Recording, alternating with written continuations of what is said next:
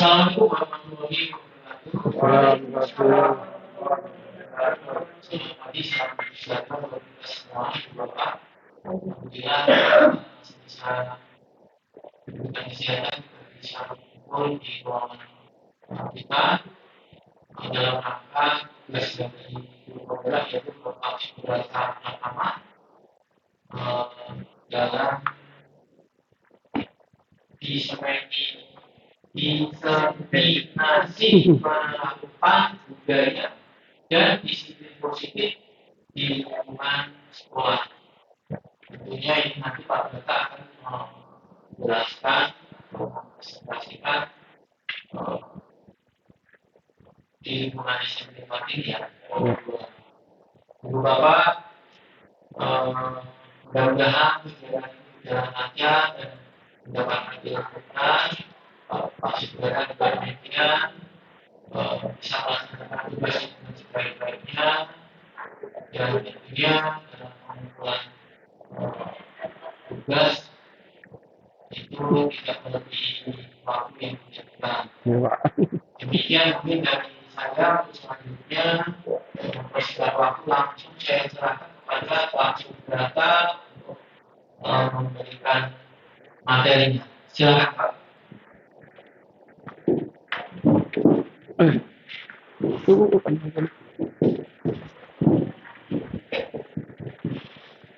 baiklah. Terima kasih Pak Guru atas kesempatannya. Mulai ya. Assalamualaikum warahmatullahi wabarakatuh. Selamat siang semuanya. Alhamdulillah kita bisa berkumpul di sini untuk ya sekedar menambah ilmu kita dalam pembelajaran. Di sini saya akan sharing juga mengenai ilmu yang saya dapat dari program guru penggerak. Dan sebetulnya ini tugas saya juga ya, tugas dari guru penggerak untuk mensosialisasikan tentang budaya dan disiplin positif. Jadi sekaligus tugas saya juga. Di sini mungkin kalau dibahas banyak sekali materinya. Di sini saya akan menjelaskan siapa sampahnya saja, tidak sampai ke teknisnya. Jadi kita akan membahas secara teori. Tapi untuk ke depannya jika memang kita bisa ada waktu, kita akan workshop untuk latihan mendalamnya bagaimana penerapan dan teknik-tekniknya. Oke, temanya adalah diseminasi penerapan budaya dan disiplin positif di lingkungan sekolah kita.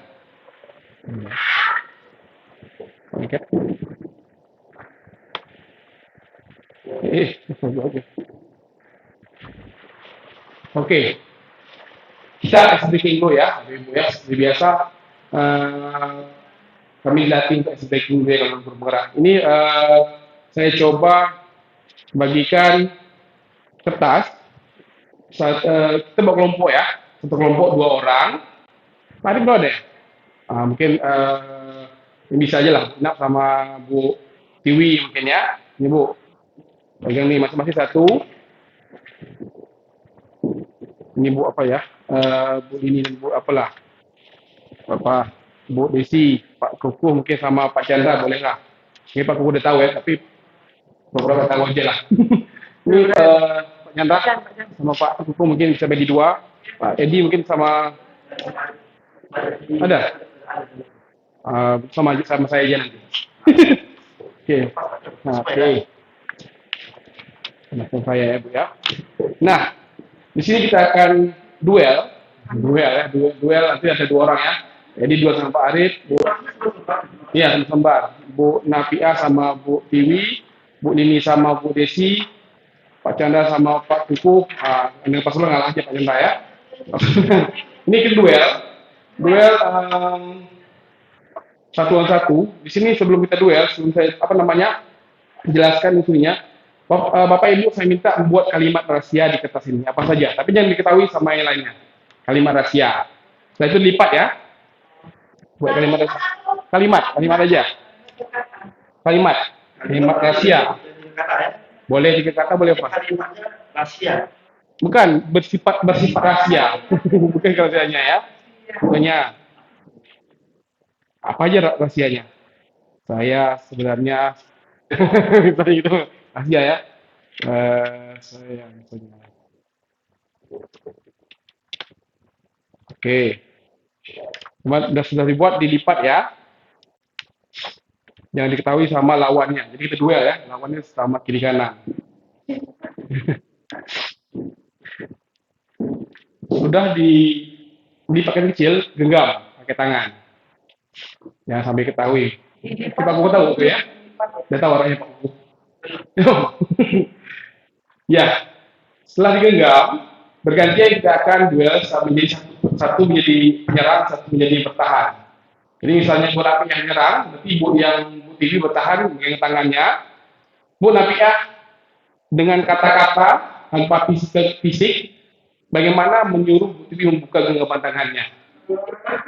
Nanti dalam 30 detik ya. Setelah itu gantian Bu TV yang nyuruh Bu Napi melepaskan ataupun membuka genggaman tangannya tanpa kekuatan fisik. Coba gantiannya saya mulai mungkin dari sama-sama. Mungkin mulai dari siapa dulu mulai? Ini siapa yang penyerang bertahannya? Saya benar Samudi siapa yang penyerangnya? Nah, gantian nanti. Nah, nanti Bu ini sama Desi, Pak Chandra sama Pak Kuku, mungkin yang menyerangnya. Nah, saya sama Bu Lupi. Oke. Jadi nama Farid. Asal Lupi aja. Nah, ya. Saya di situ. Nah, itu aja lah. Oke, saya mulai ya. Mulai sekitar yang mana ya? Ah, tuh.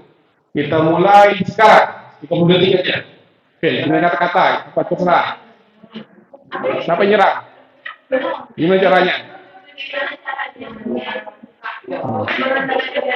Hanya dengan kata-kata. Kasihkan. Nah, siapa yang coba? Oke, apa dulu? Pak Edi suruh Lupi buka tangannya. Untuk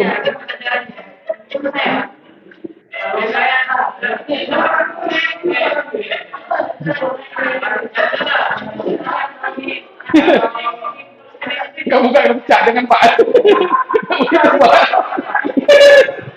Berat. Iya. Iya. Nah, itulah tanpa paksaan. Oke. 5 detik lagi. 1, 2, 3, 4, 5. Oke, besok waktunya. Besok. Ada yang buka? Ada yang bisa kalah? Ada yang menang?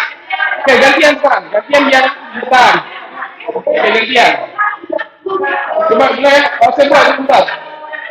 Saya mulai. Gantian ya. Ya, mulai sekarang. Nah, gantian.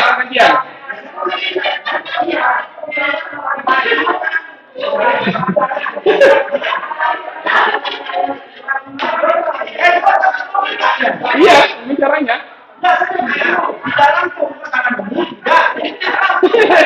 Enggak. Kita buka demikian.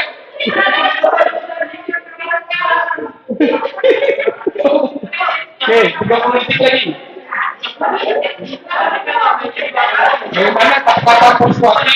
Buka. Lepas. Oke, 5 detik lagi. 5, 4, 3, 2, 1. Oke, habis. Siapa menang? Ada. Siapa menang? Itu menang. Duduk. Habis apa itu?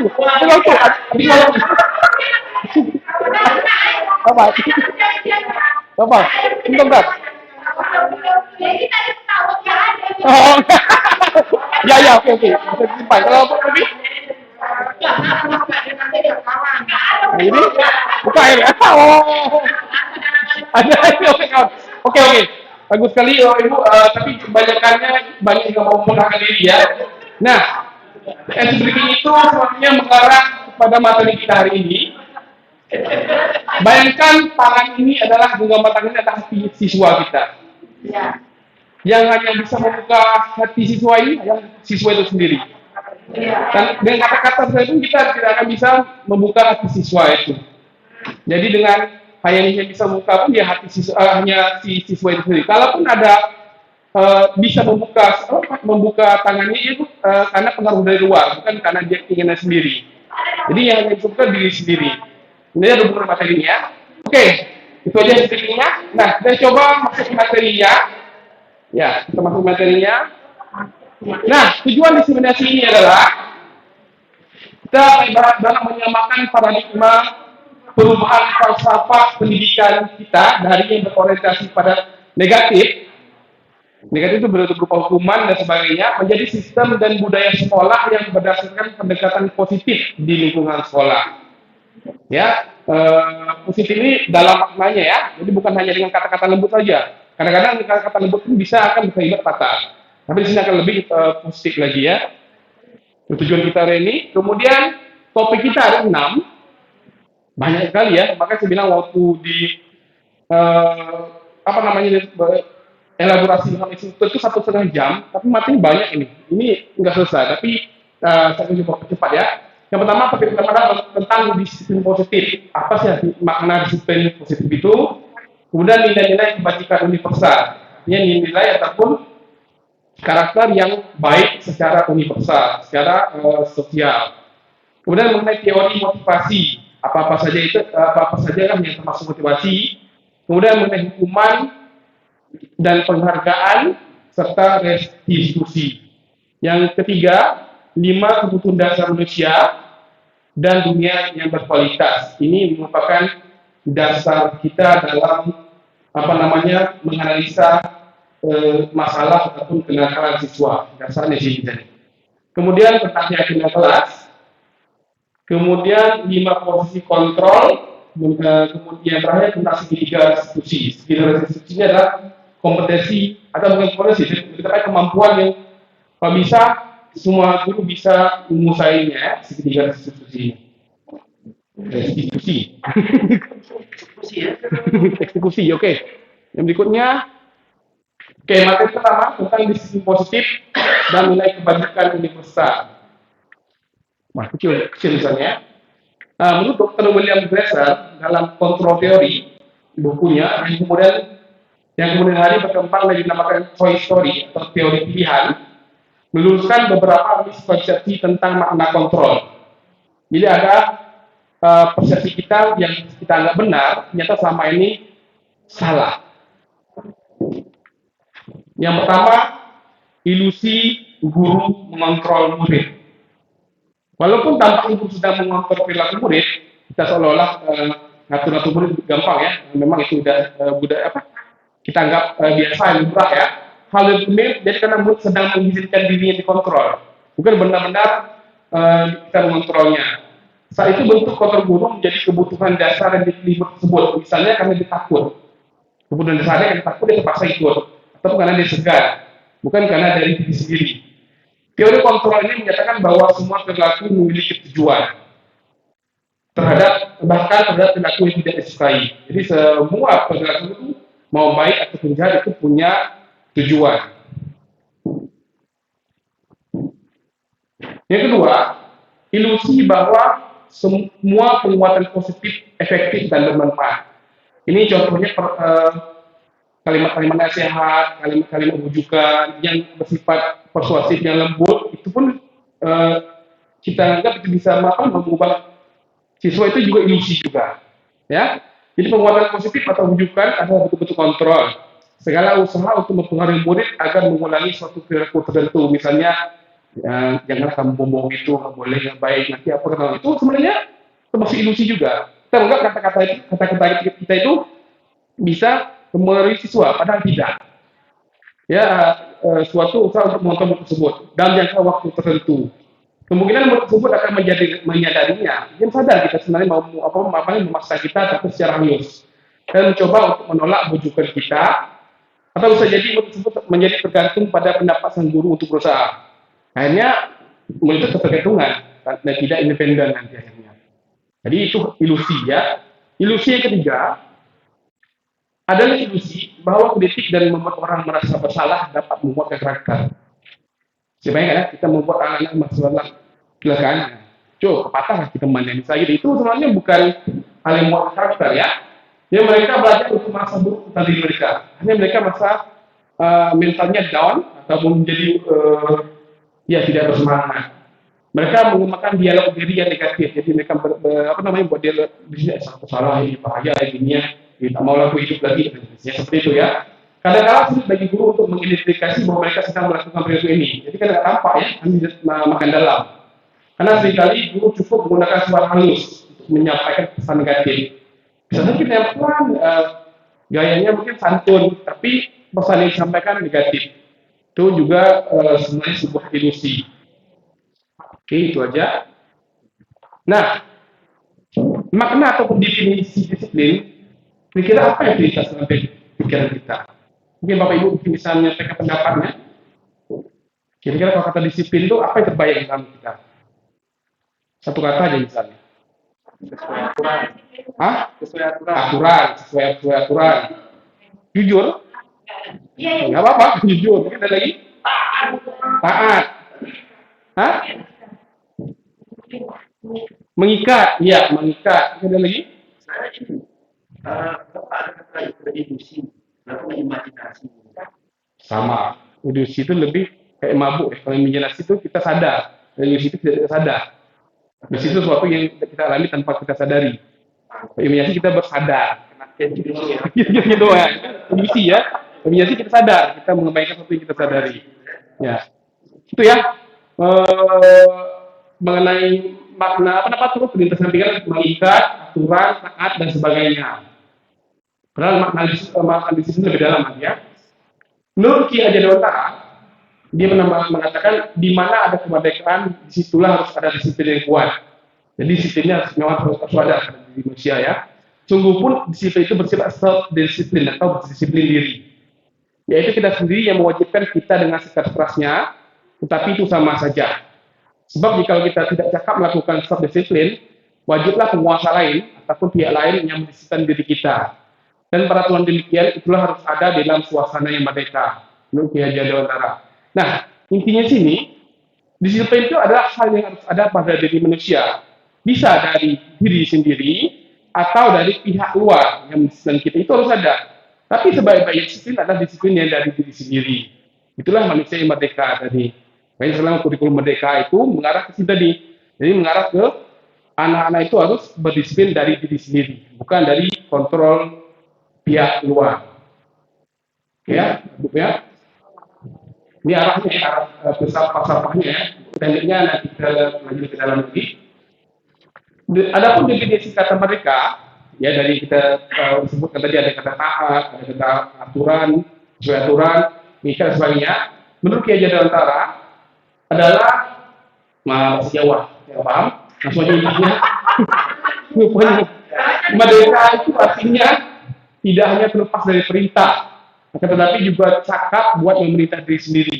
Jadi intinya selain dia terlepas dari perintah orang lain, dari guru ataupun dari orang tua, tapi dia cakap ataupun bagus dalam memerintah diri sendiri. Dia memerintah diri sendiri, itu namanya disiplin. Jadi bukan dari taat aturan, bukan hanya mengikat aturan, tapi lebih ke mengatur diri sendiri. Itu banyak Ki Hajar Dewantara. Kemudian arti disiplin menurut belum ya. Ini ya menurut Gian Gosen, ini ilmuwan juga, ilmu pendidikan juga. Demikian penjelasannya sejalan dengan pandangan Gian Gosen yang dalam bukunya Restructuring School Discipline tahun 2001, dia menyatakan bahwa arti kata disiplin berasal dari bahasa Latin disciplina yang artinya belajar. Kata disiplin juga berasal dari akar kata yang sama disciple atau murid atau pengikut. Untuk menjadi seorang murid atau pengikut, seseorang harus paham betul alasan mengapa mereka mengikuti suatu aliran atau ajaran tertentu, sehingga kata merah ini penting. Motivasi yang terbangun adalah motivasi intrinsik, bukan ekstrinsik. Jadi suatu dorongan dari dalam, bukan dari luar. Jadi sejalan dengan pandangan Ki Hajar Dewantara ya. Jadi dari dalam. Nah, sebagai pendidik, tujuan kita adalah menciptakan anak-anak yang memiliki disiplin diri. Ya, tujuan kita hanya harus berubah dari mendisiplinkan siswa menjadi menuntut siswa untuk mendisiplinkan diri, sehingga mereka bisa berperilaku ya, dengan mengacu pada nilai-nilai kebajikan universal. dan memiliki motivasi intrinsik bukan ekstrinsik. Itu pemahaman falsafah pendidikan sekarang ya. Jadi tujuan kita jelas menjadi mengarahkan siswa memotivasi intrinsik. Nah, sekarang definisinya nilai kebajikan universal. Apakah yang maksud dengan nilai kebajikan universal itu? Adalah nilai-nilai kebajikan yang disepakati bersama, lepas dari suku bangsa, agama, bahasa maupun latar belakangnya. Jadi seperti nilai kejujuran, tanggung jawab itu kan semuanya, semua ras, semua agama mengakui itu adalah nilai kebajikan yang bersama ya. Nilai-nilai ini merupakan payung besar dari sikap dan perilaku kita, atau nilai-nilai ini merupakan fondasi kita berperilaku. Nilai-nilai kebajikan adalah sifat-sifat positif manusia yang merupakan tujuan mulia yang ingin dicapai setiap individu.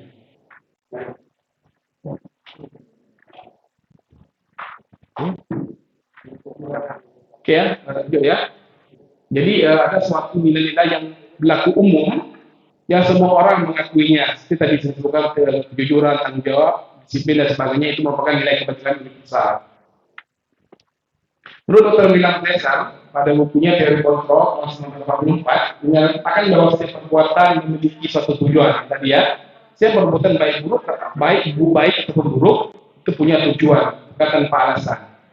Dan selanjutnya Ian Kosten tadi tahun 1998 mengemukakan bahwa dengan mengaitkan nilai-nilai kebajikan, nilai-nilai seperti kejujuran, tanggung jawab dan sebagainya itu yang diyakini seseorang, maka motivasi intrinsiknya akan terbangun. Karena itu hal itu berlaku umum, sehingga menggerakkan motivasi dari dalam untuk dapat mencapai tujuan mulia yang diinginkan siswa itu. Yaitu pertanyaan nanti ya di satu materi posisi tanya jawab ya. Nah, ada sedikit.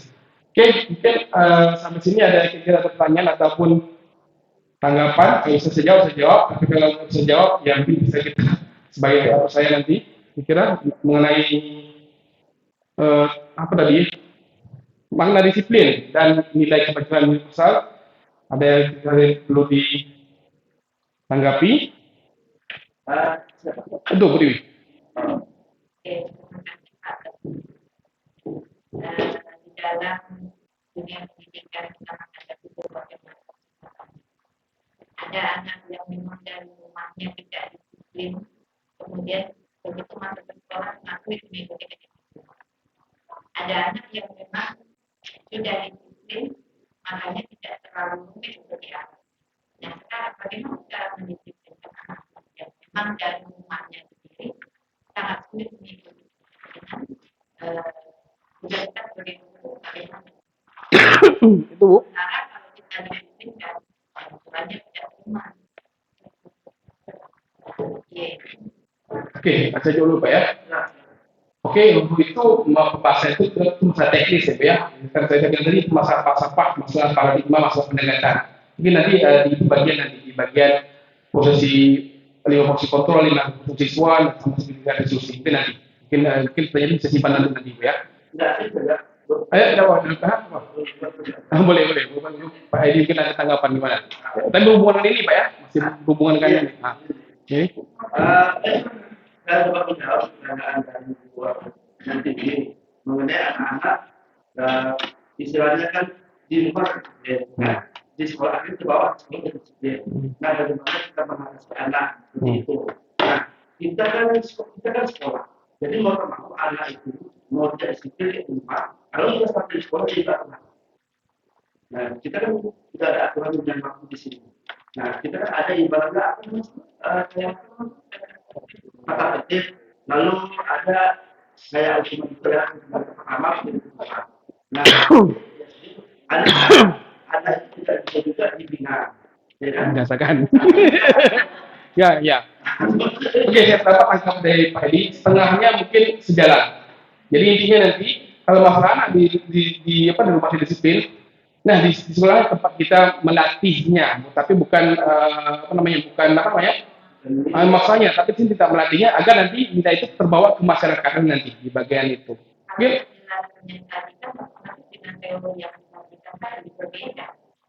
Ya, karena kedisiplinan yang diharapkan di teori itu adanya penyadaran diri.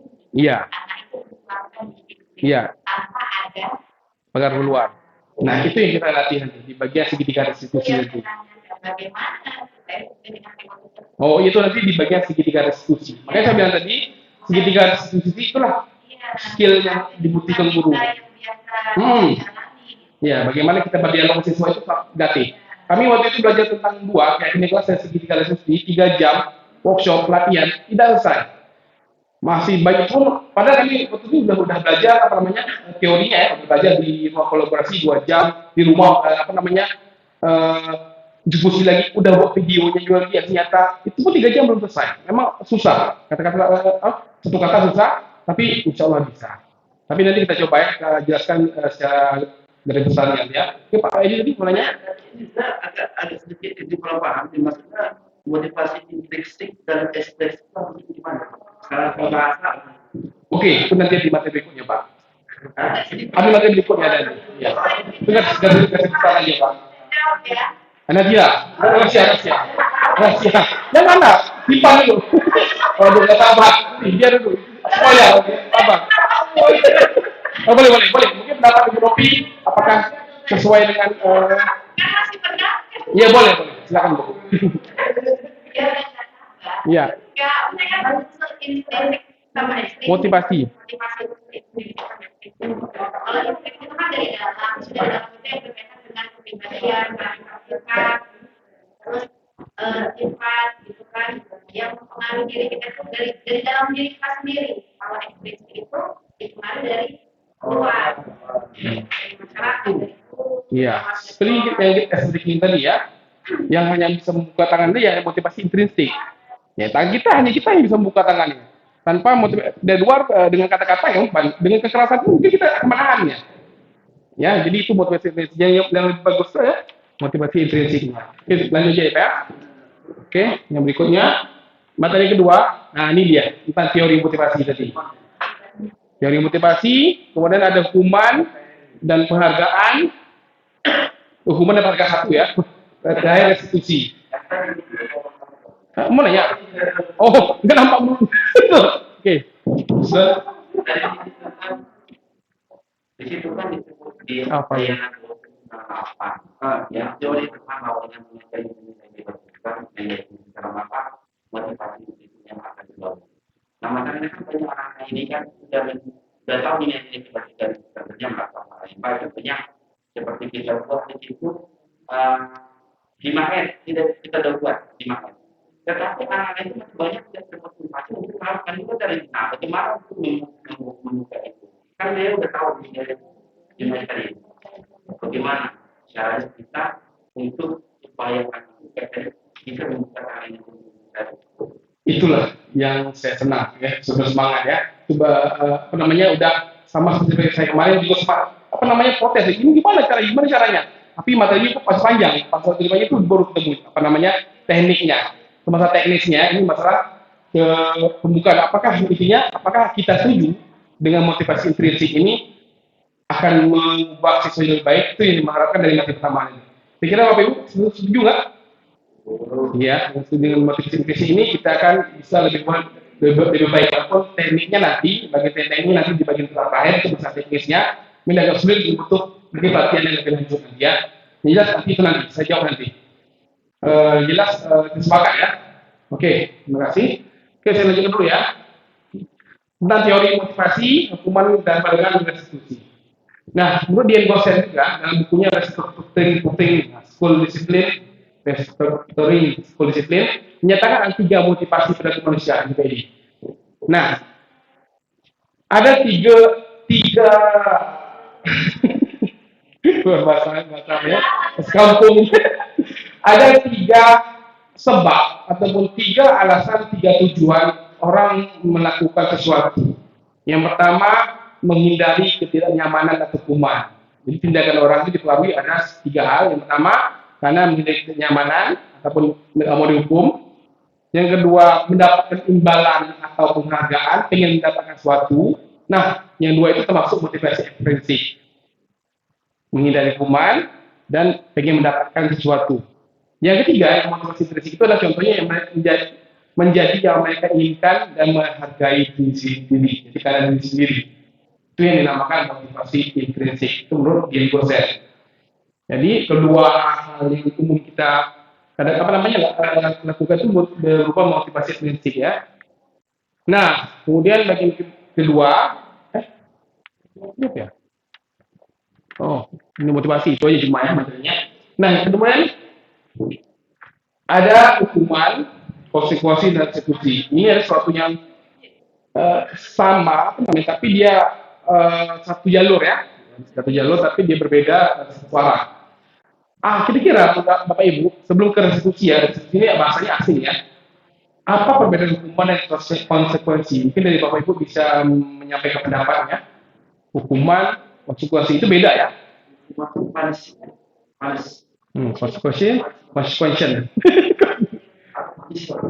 Kira-kira ada yang bisa ngasih pendapat. Apa yang perbedaan hukuman dan konsekuensi? Hukuman itu apabila kita melakukan Ya. itu bukan berarti dia lain saya berarti minta terlalu banyak tidaknya sendiri. Ya, mengarah. Mungkin ya mengarah juga ya. Mungkin dari Bapak lain kan ada pendapatnya dengan bahasa yang berbeda. Kalau ini pendapat dari Bu Dewi, hukuman itu dari orang lain ya. Konsekuensi itu akibat dari itunya. Jadi sesuatu yang didapatkan dari diri sendiri ya. Kita coba nanti ke masalah definisinya. Ya, kalau hukuman adalah tindakan negatif yang diberikan kepada pelanggar aturan dengan tujuan memberikan efek jerah. Jadi semuanya itu pasti negatif. Misalnya anak memecahkan pot bunga, kita kasih hukuman, yang negatif apa aja terserah. Yang penting dia sakit, dia menderita, dia tidak nyaman untuk biar jerah. Itu definisi dari hukuman. Kemudian konsekuensi ini adalah akibat, seperti bilang tadi, adalah akibat atau hasil dari suatu tindakan yang harus diterima ketika melakukan suatu hal. Konsekuensi ini bisa berbentuk positif atau negatif. Konsekuensi bisa positif atau negatif, bisa baik, bisa buruk akibatnya nanti. Contohnya misalnya DP kemarin ya, dia macam itu, konsekuensinya apa? Ya ganti. Kalau kan di hukuman kita pukul ya, pukul satu atau bilang itu hukuman. Tapi konsekuensi ya dia menyadari bahwa dia harus menggantinya. Terus misalnya dia malah tidak akhirnya tidak. Iya, itu masuk konsekuensi juga ya, itu konsekuensinya ya. Jadi gurunya tidak menaikkan kelasnya. Itu iya, itu konsekuensinya bisa baik, positif bisa negatif. Jadi konsekuensinya itu berubah tetap juga dari luar juga ya, dari luar juga. Nah, ada satu lagi istilah yang baru, namanya restitusi. Restitusinya ada proses restitusi. Eksekusi adalah proses menciptakan kondisi bagi murid untuk memperbaiki kesalahan mereka. Mirip dengan konsekuensi ya, sehingga mereka bisa kembali pada kelompok mereka dengan karakter yang lebih kuat. Bedanya, kira-kira apa bedanya sama dengan konsekuensi eksekusi ini? Positif semua. Ya betul. Pak Edi bilang ini positif semua. Jadi bedanya sama konsekuensi tadi ya, kalau konsekuensi bisa positif negatif, kalau ini positif semua, sama seperti konsekuensi, tapi di sini bukan kamu yang menyuruhnya. Misalnya tadi Pipin percaya genteng, kamu percaya kamu harus ganti gentengnya. Itu konsekuensi kamu memecah itu dari gurunya. Tapi kalau resolusi, kita kasih pilihan ke anaknya untuk melakukan apa. Resolusi dari motivasi diri sendiri. Jadi dia lebih ke arah motivasi intrinsik resolusi ini. Jadi kita kasih pilihan apa yang harus kamu lakukan berhubung dengan keyakinan kamu tadi keyakinan nilai kebetulan pesan tadi tentang nilai sini tidak nilai tanggung jawab. Nah, menurut nilai tanggung jawab apa yang harus kamu lakukan? Yang mungkin Pak, saya mungkin pertama minta maaf ke punya kedainya ataupun kedai mungkin saya begini. Jadi kita menggali informasi dari hati anak. Jadi biarkan mereka yang berpikir untuk melakukan apa, bukan gurunya yang menekan. Itu intinya. Walaupun ini sulit kita lakukan ya, tapi coba ya, mungkin bisa kita gunakan. Restitusi juga merupakan proses kolaboratif yang mengajarkan murid untuk mencari solusi ya, mencari solusi untuk masalah mereka. Jadi mereka mencari solusi masalah mereka, dan kita juga sebagai guru membantu murid berpikir tentang orang seperti apa yang mereka inginkan. Kamu kan sudah besar, misalnya kan, pasti kamu pengen jadi orang yang hebat, bisa contoh seperti itu katanya. Namun sulit sih mencari katanya. Jadi seperti mengarahkan mereka ke arah mungkin pahlawan superhero atau sebagai setiapanya yang diinginkan ya. Dan bagaimana mereka harus melakukan orang lain. Secara dasarnya adalah nilai kebajikan universal tadi. Itu menurut Charles Gossel 1996.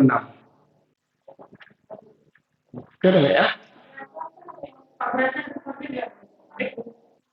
Saya nggak ada.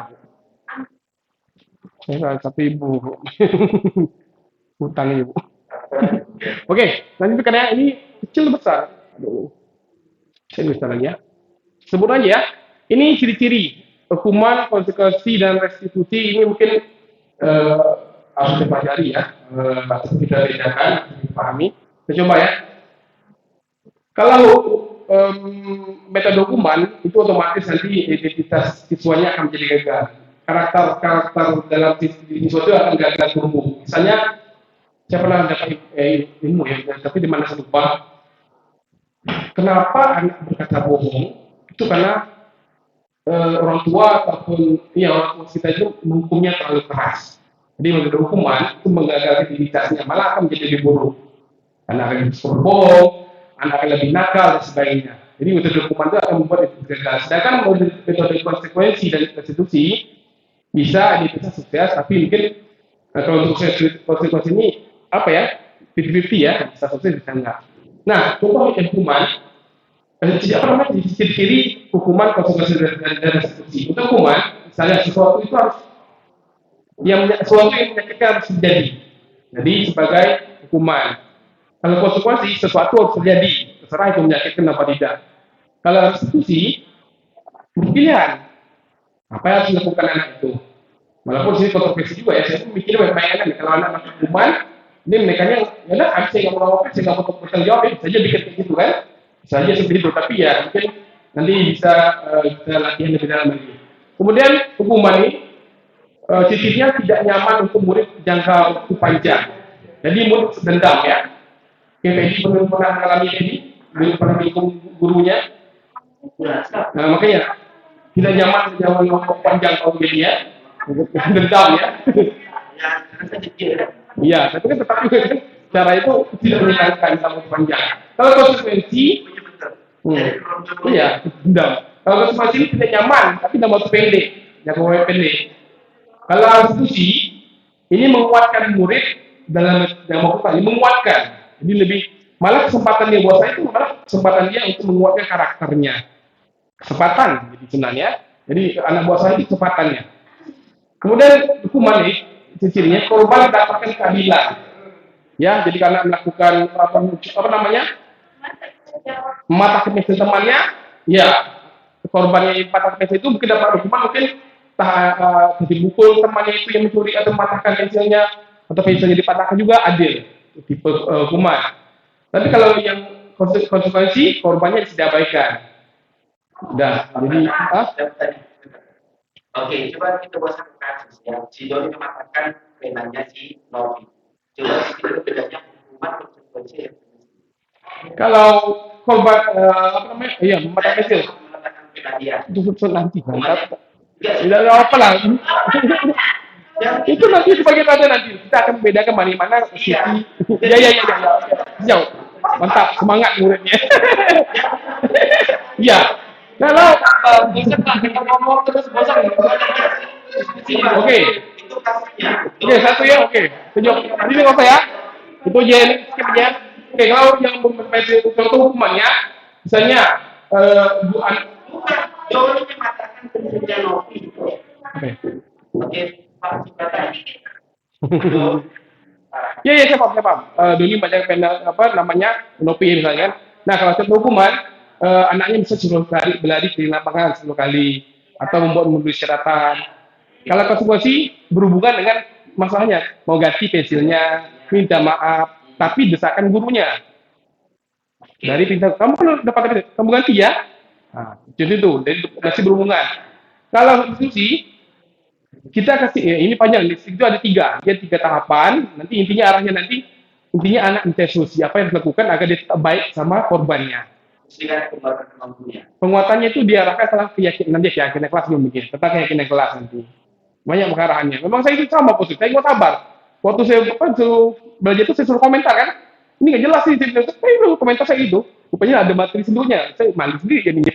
Rupanya ada lanjutannya lagi tentang tekniknya. Ini kan hanya dasarnya saja. Ini nggak perlu saya lanjut, nggak perlu saya lanjutkan ya. Paham ya? Ini intinya ada level-level tertentu dari hukuman ke restitusi. Banyak sih. Sebenarnya aku kita bahas ini, tapi waktunya kayaknya nggak cukup ini. Intinya itu intinya ya. Nah, tahu lah bedanya ya. nah ini langsung aja kita latihan saja. Ini sibuk bisa. Oke, saya sebut aja lah ya. Mencatat kali Itu apa ya? Ini hukuman ya. Ya, kalau konstruksi hijau, kalau merah. Mencatat sekali dalam buku kalimat saya tidak akan terlambat lagi karena terlambat ke sekolah. Kira-kira ini hukuman konstruksi. Konstruksi? Ya, itu berupa hukuman ya. Kemudian kasus 2, lari mengelilingi lapangan basket 2 kali karena terlambat hadir sekolah. Membersihkan coretan yang dibuatnya di meja tulis. Wih, hebat ya. Murid diminta untuk push up 15 kali karena tidak menggunakan masker. Oke. Menggantikan kertas tugas yang dicoret. Kebayangan ya. Berjemur di lapangan basket pukul 12 siang karena mengobrol dengan teman. Murid diminta bertelanjang kaki sepanjang hari karena tidak menggunakan sepatu warna hitam sesuai sekolah yang saya kemarin. Oke, akan kembali ya. Oke, yang berikutnya coba ini ya. Berdiri di tempat kelas sambil mengangkat kaki satu. Oke. Membersihkan tempat air meja tulis harus senggol. Kehilangan 10 menit jam istirahat untuk mengerjakan tugas karena terlambat datang dan tertinggal pelajaran selama 10 menit. Konsekuensi ya, konsekuensinya dia tambah lagi jamnya biar adil sama temannya. Kemudian duduk di bangku di pinggir lapangan pada jam istirahat, tidak diizinkan bermain berburu, piket karena mencederai teman saat bermain di lapangan. Duduk di bangku di pinggir lapangan. Itu hukuman ya, ada hubungannya dengan banyak yang hukum ya. Terlambat hadir di pembelajaran daring 15 menit dan diminta untuk tinggal 15 menit sudah kelas usai untuk membahas ketinggalan pembelajaran. Lari mengelilingi lapangan basket 2 kali karena terlambat 10 menit untuk pelajaran PJOK.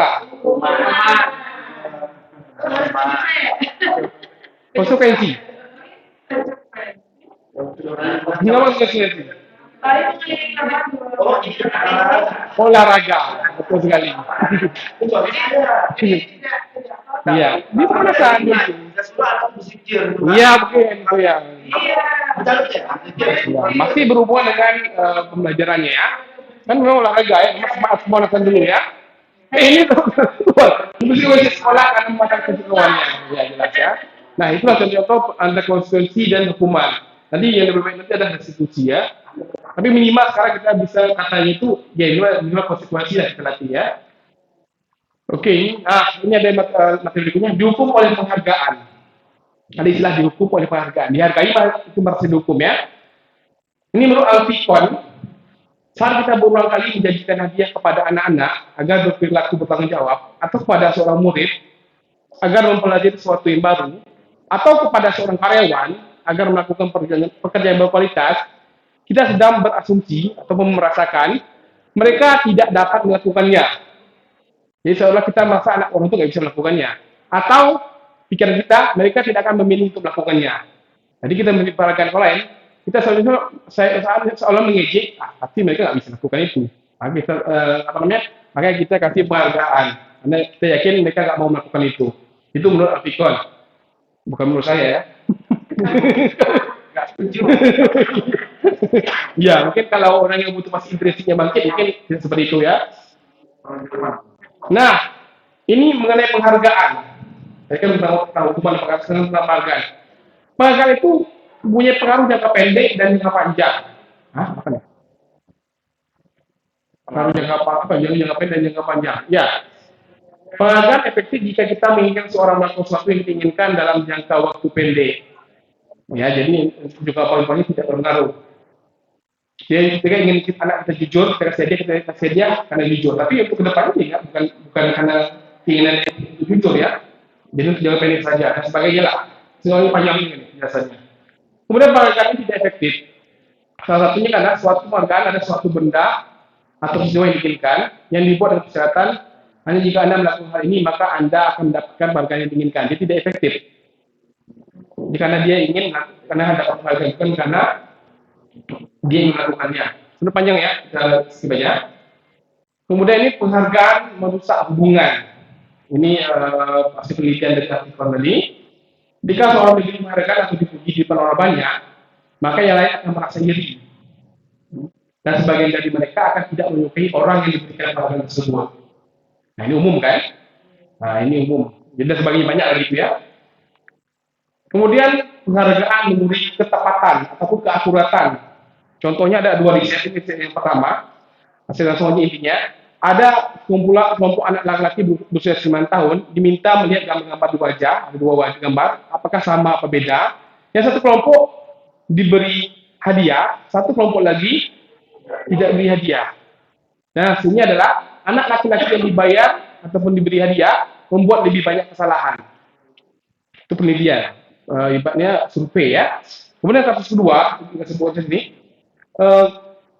sekelompok anak 9 tahun juga yang lain menghafal gambar flip card itu ya, menghafal wajah-wajah, yang satu yang diberi dikasih hadiah, satu dikasih hadiah juga sama. Jadi risetnya adalah anak yang tidak dibayar atau tidak dikasih hadiah lebih akurat dalam menghafal wajah ataupun gambar-gambar yang flip itu. Jadi intinya di sini disimpulkan bahwa suatu yang penghargaan itu tidak efektif ataupun kurang efisien. Ya. Nah, penghargaan juga menurunkan kualitas. Nah ini contohnya kelompok mahasiswa magang di satu perusahaan, yang satu disurvei dikasih dibayar, yang satu lagi tidak dibayar. Akhirnya yang dibayar itu tidak berkembang pengetahuannya ataupun kemampuan kinerjanya. Yang dibayarnya akan lebih semangat belajar. Jadi akan menunjukkan kualitas. Kemudian ini penghargaan memateri kreativitas. Menurut kita berpikir mengenai hadiah atau penghargaan yang mereka bisa dapatkan bila masih sebuah puisi. Ya, contohnya lain misalnya dalam gambar lukisan. Seorang pelukis jika dibayar dan tidak dibayar, kira-kira mana yang lebih bagus gambarnya? Jadi bayar. Tidak dibayar maksudnya dari diri sendiri, dia pengen gambarkan diri sendiri. Dia gambar dia duduk gambar dia sendiri. Ini bukan karena seni kan diri sendiri, bukan karena maksudnya tidak dibayar karena disuruh ya. Maksudnya dia pengen menggambar sendiri dengan dibayar disuruh orang. Biasanya orang sini ke sana. Malah itu harganya lebih mahal biasanya kan? Oh ya mungkin. Makanya lebih bagus ya. Jadi intinya duit dulu ya. Oke. Ya seniman ya itulah. Oke, itu yang dasarnya ya. Mungkin itu kasus yang berbeda. Penghargaan menghukum. Nah ini yang saya agak kaget ya. Penghargaan hukum, mereka tidak mendapat penghargaan misalnya dalam sistem ranking. Ya, mereka yang dapat ranking kedua, ketiga, itu akan merasa paling dihukum, paling down ya, mendapat ranking 2, mending dapat ranking tengah aja sekalian. Ya, jadi yang dapat ranking 1 oke. Jadi seolah-olah mereka kalau ranking ketiga itu buruk nilainya karena gagal, merasa gagal. Ya. Itu aja karena mereka merasa gagal. Makanya kemarin saya coba melihat buku gimana kalau kehilangan sistem ranking. Nah, itu membuat drop juga teman-teman yang lain. Ya, jadi mereka berkejar dapat ranking malah ya jadi kurang semangat jadinya. Kemudian motivasi apa nih? Nah ini, misalnya anak berhasil melakukan suatu hal ya, misalnya dalam hal belajar membaca atau menulis, dia berhasil membaca suatu teks, kemudian dia senang, kemudian kita kasih penghargaan, itu malah akan mengambil kegembiraannya. Jadi sebenarnya dia sudah bisa melakukan itu, itu sudah penghargaan, ya sudah merupakan sebuah penghargaan. Dia senang dia bisa sudah baca bisa baca buku lancar dalam satu teks misalnya, itu sudah cukup menyenangkan baginya dan itu sudah merupakan penghargaan. Kalau tidak puji, itu malah akan mengambil kegembiraannya, kata Alpikon. Untuk lebih jelasnya mungkin bertanya masuk. ya. Ini kan saya kan di semester itu kan saya selalu membuat itu Video project. Mereka wajib membuat itu. Dan itu kan saya kasih penghargaan dia. Tapi hadiah itu saya kasih oke anak ini video itu akan saya lombakan. Akan saya lombakan, akan diposting di Instagram. Terus yang dapat hadiah itu Iya, paling banyak like-nya. Itu bagaimana? Itu maksudnya. Nah, itu saya jawab juga ya. Apakah ini bisa untuk memang untuk Iya, kemarin kita pernah diskusi itu ya. Nah, kalau menurut ini ya sebenarnya kurang. Tapi untuk jangka pendek boleh. Intinya jangka pendek memotivasi siswa jangka pendek ya boleh saja. Tapi untuk jangka panjang tidak. Mereka berarti menurut pendapat ya menurut saya ya. Doa Bitcoin ini berdasarkan relasi hubungan ya untuk jangka pendek saja. Mereka akan semangat dalam jangka pendek, untuk jangka panjang kurang. Mungkin tidak baik ya, tapi kurang baik. itu kan karena dilupakan bagaimana kalau saya punya sendiri langsung saya langsung nilai sendiri oke yang terbaik ini Gimana? itu kan karena itu saya kasih aja itu kan karena saya lombakan ya kan berarti kan yang menilai kan orang tua kan Oh, nah bagaimana kalau saya sendiri yang menilai konten itu baik-baik dan menentukan ini loh yang layak secara subjektif, saya secara tanpa dikasih penghargaan itu gimana? Nah, ini saya gue paham juga. saya menilai sendiri menurut pendapat saya bahwa Oh, inilah yang paling bagus sama kayak tadi kita memberi ranking tadi, teman yang merasa tidak dikasih bagus itu kan, nah itu arahnya sebenarnya. Nanti kalau diterangkan ke kalau tadi yang kita itu kan berdasarkan like orang yang dinilai. Nggak usah like ya. Iya. Nah, kira gimana kalau itu? Jadi ya Apa mengarah ke zona itu gimana nih? Proyek itu kan sebuah hal yang Karya. nah itu menurut saya jangka panjang sih Pak, karena mereka itu kan kita apresiasi mereka itu kan kita tampilkan karya itu terus kita perlihatkan ke orang-orang juga, terus nanti kan proses pembelajaran itu ada indikator penilaian. Nah, jadi solusinya kita sebagai guru untuk menilai sesuatu itu ada indikator penilaian, makanya itu disebut dengan penilaian objektif. Dan ada penilaian subjektif yang dilihat dari orang-orang luar. Gitu. Nah, itu sebagai penghargaan anak itu, rasa bangga ya, rasa bangga anak itu. Jadi kita juga punya penilaian objektif gitu loh. Gitu. Itu apresiasi juga sih Pak. Iya, betul. Itu pasti kan ya, tapi menurut Afrikon tadi penelitiannya ya itu kurang. Bukan tidak baik ya, baik, tapi kurang. itu berarti hanya menggunakan PDA aja. Hah? Hanya menggunakan PDA aja. Iya, berarti kan seperti itu. Baik, kalau baik ya bagus. Kita akan menyemangatkan jangka panjang. Alpikon tadi. Bukan, saya bukan ilmuwan, saya hanya penyampai aja ya, media saja sini. Jadi intinya katanya penghargaan itu malah akan mengurangi motivasi ya, motivasi dari dalam dirinya. Ya kalaupun dia pengen juara ya saat ini dia pengen juara.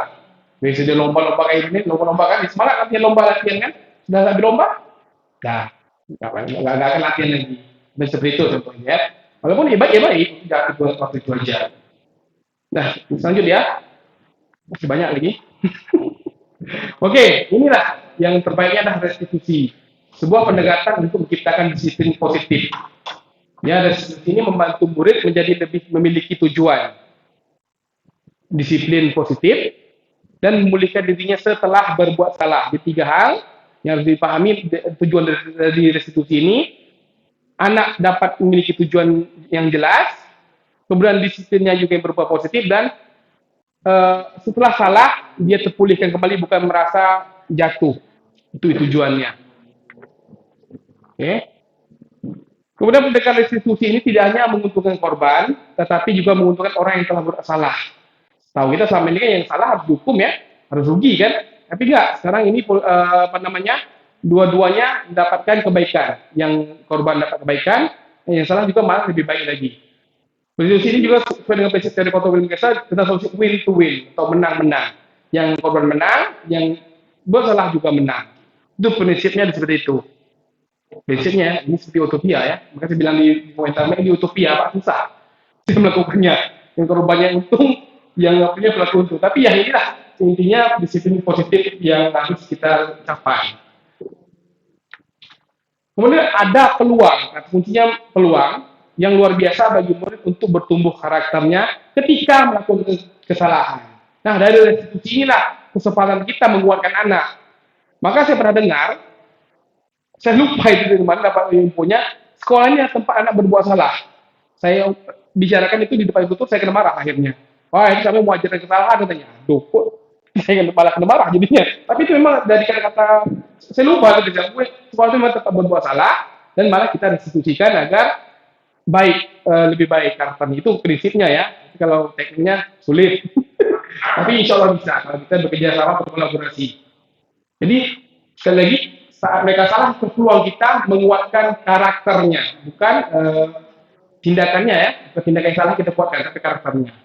Nah ini dia tadi mengenai apa namanya prinsip restitusi, bukan untuk menebus kesalahan. Kita nggak ada hubungan dengan kesalahan yang dilakukannya, namun untuk belajar dari kesalahan. Bisa disalah, ya bagaimana kita menguatkan apa namanya karakternya ya. Jadi bukan berfokus pada kesalahan. Memperbaiki hubungan antara korban dan pelaku adalah tawaran, bukan paksaan. Jadi tawaran, apa yang sudah melakukan? Jadi mereka yang berpikir kritisnya, menuntun. Jadi itu menuntun untuk melihat ke dalam diri. Jadi kita, bagaimana kita mencari kata-kata agar mereka melihat ke dalam diri mereka sendiri, berefleksi. Apa yang harus dilakukannya. Tapi kita menuntun. Kalau suruh anak itu tidak akan bisa ya. Kemudian mencari kebutuhan dasar yang mendasari tindakan ini nanti kita akan pelajari mengenai kebutuhan dasar manusia. Ya, hal yang penting sekali ya. Jadi mencari kebutuhan dasar apa sih yang dibutuhkan siswa ini? Apakah dia karena kurang senang, apakah dia kurang kasih sayang dan sebagainya. Kemudian restitusi diri adalah cara yang paling baik dari ketiga cara tadi, hukuman, konsekuensi tadi ya. Kemudian ini restitusi berfokus pada karakter, bukan tindakannya. Jadi karakter apa yang mau kita pancing ataupun mau kita kuatkan, bukan tindakannya yang mau kita benarkan. Tapi karakter mereka itu benar.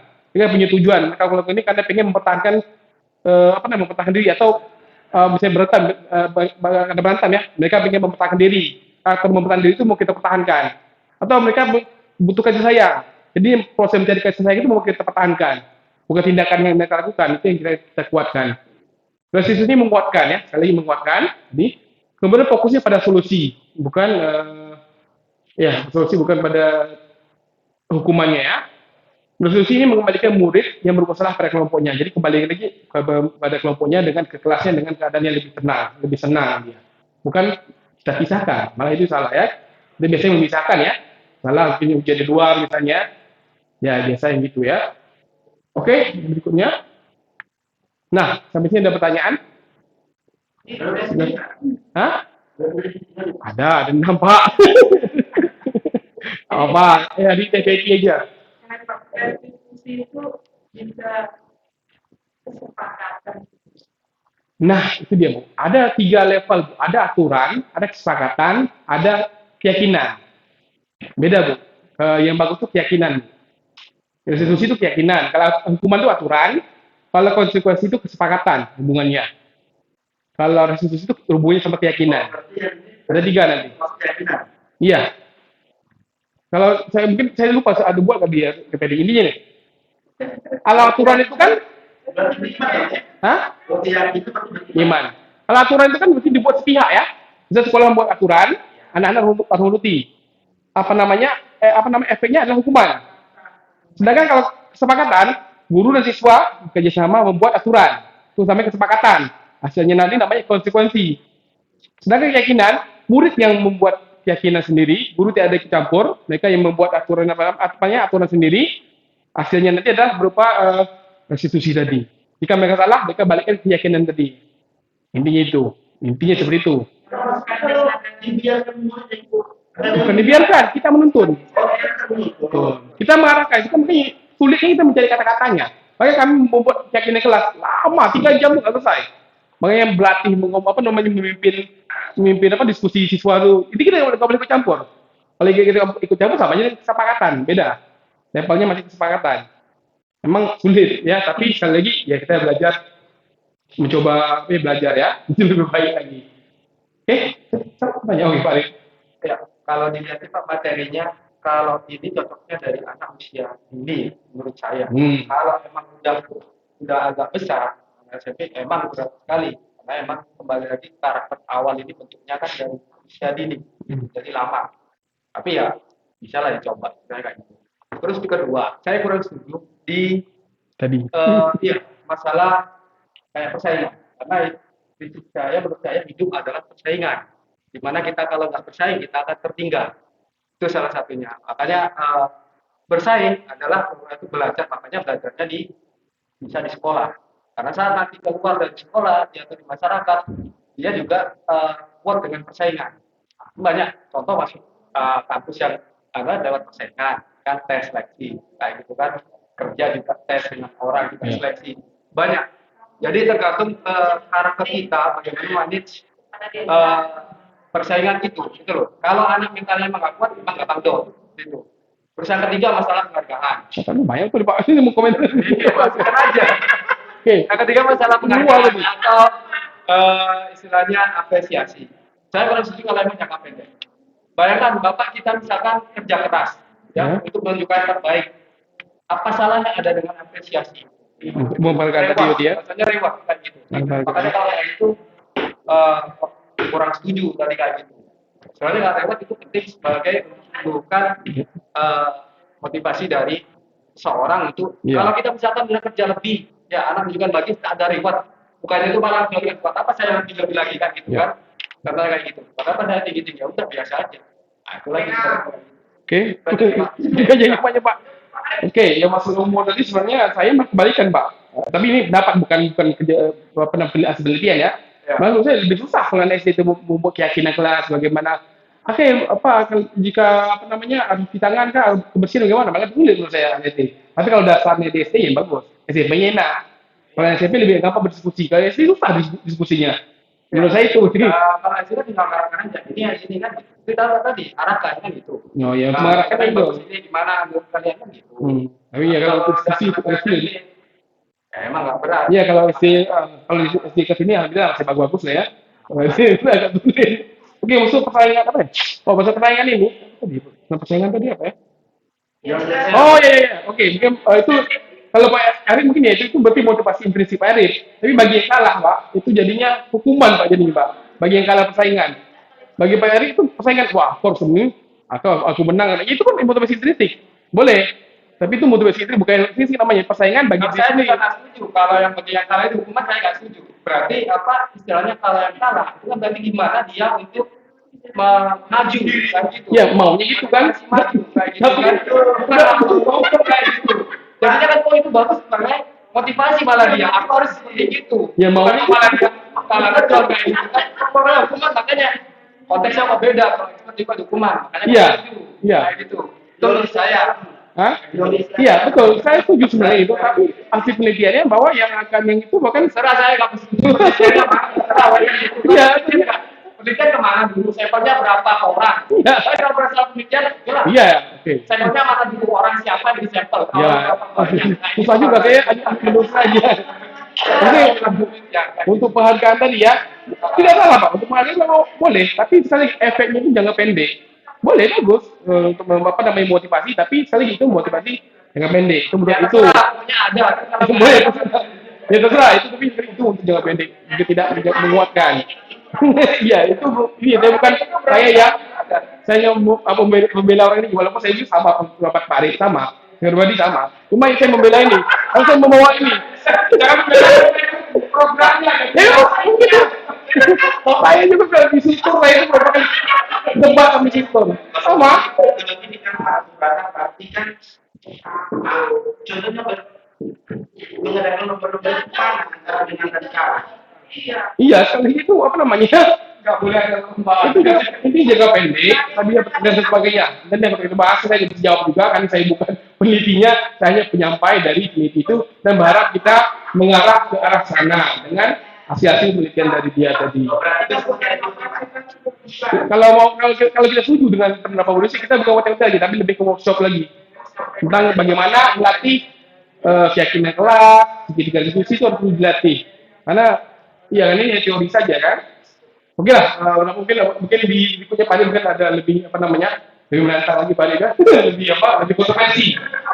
Kalau saya juga di sini biasanya kasih pembawa, makanya saya membela. Tapi kalau saya di sini sama, saya juga sudah ke bapak kan, bapak debat sama instruktur itu, ya bapak kena marah ya. Sama kemarin sampai P. Apa? Alami ya, alami. Ini rekam.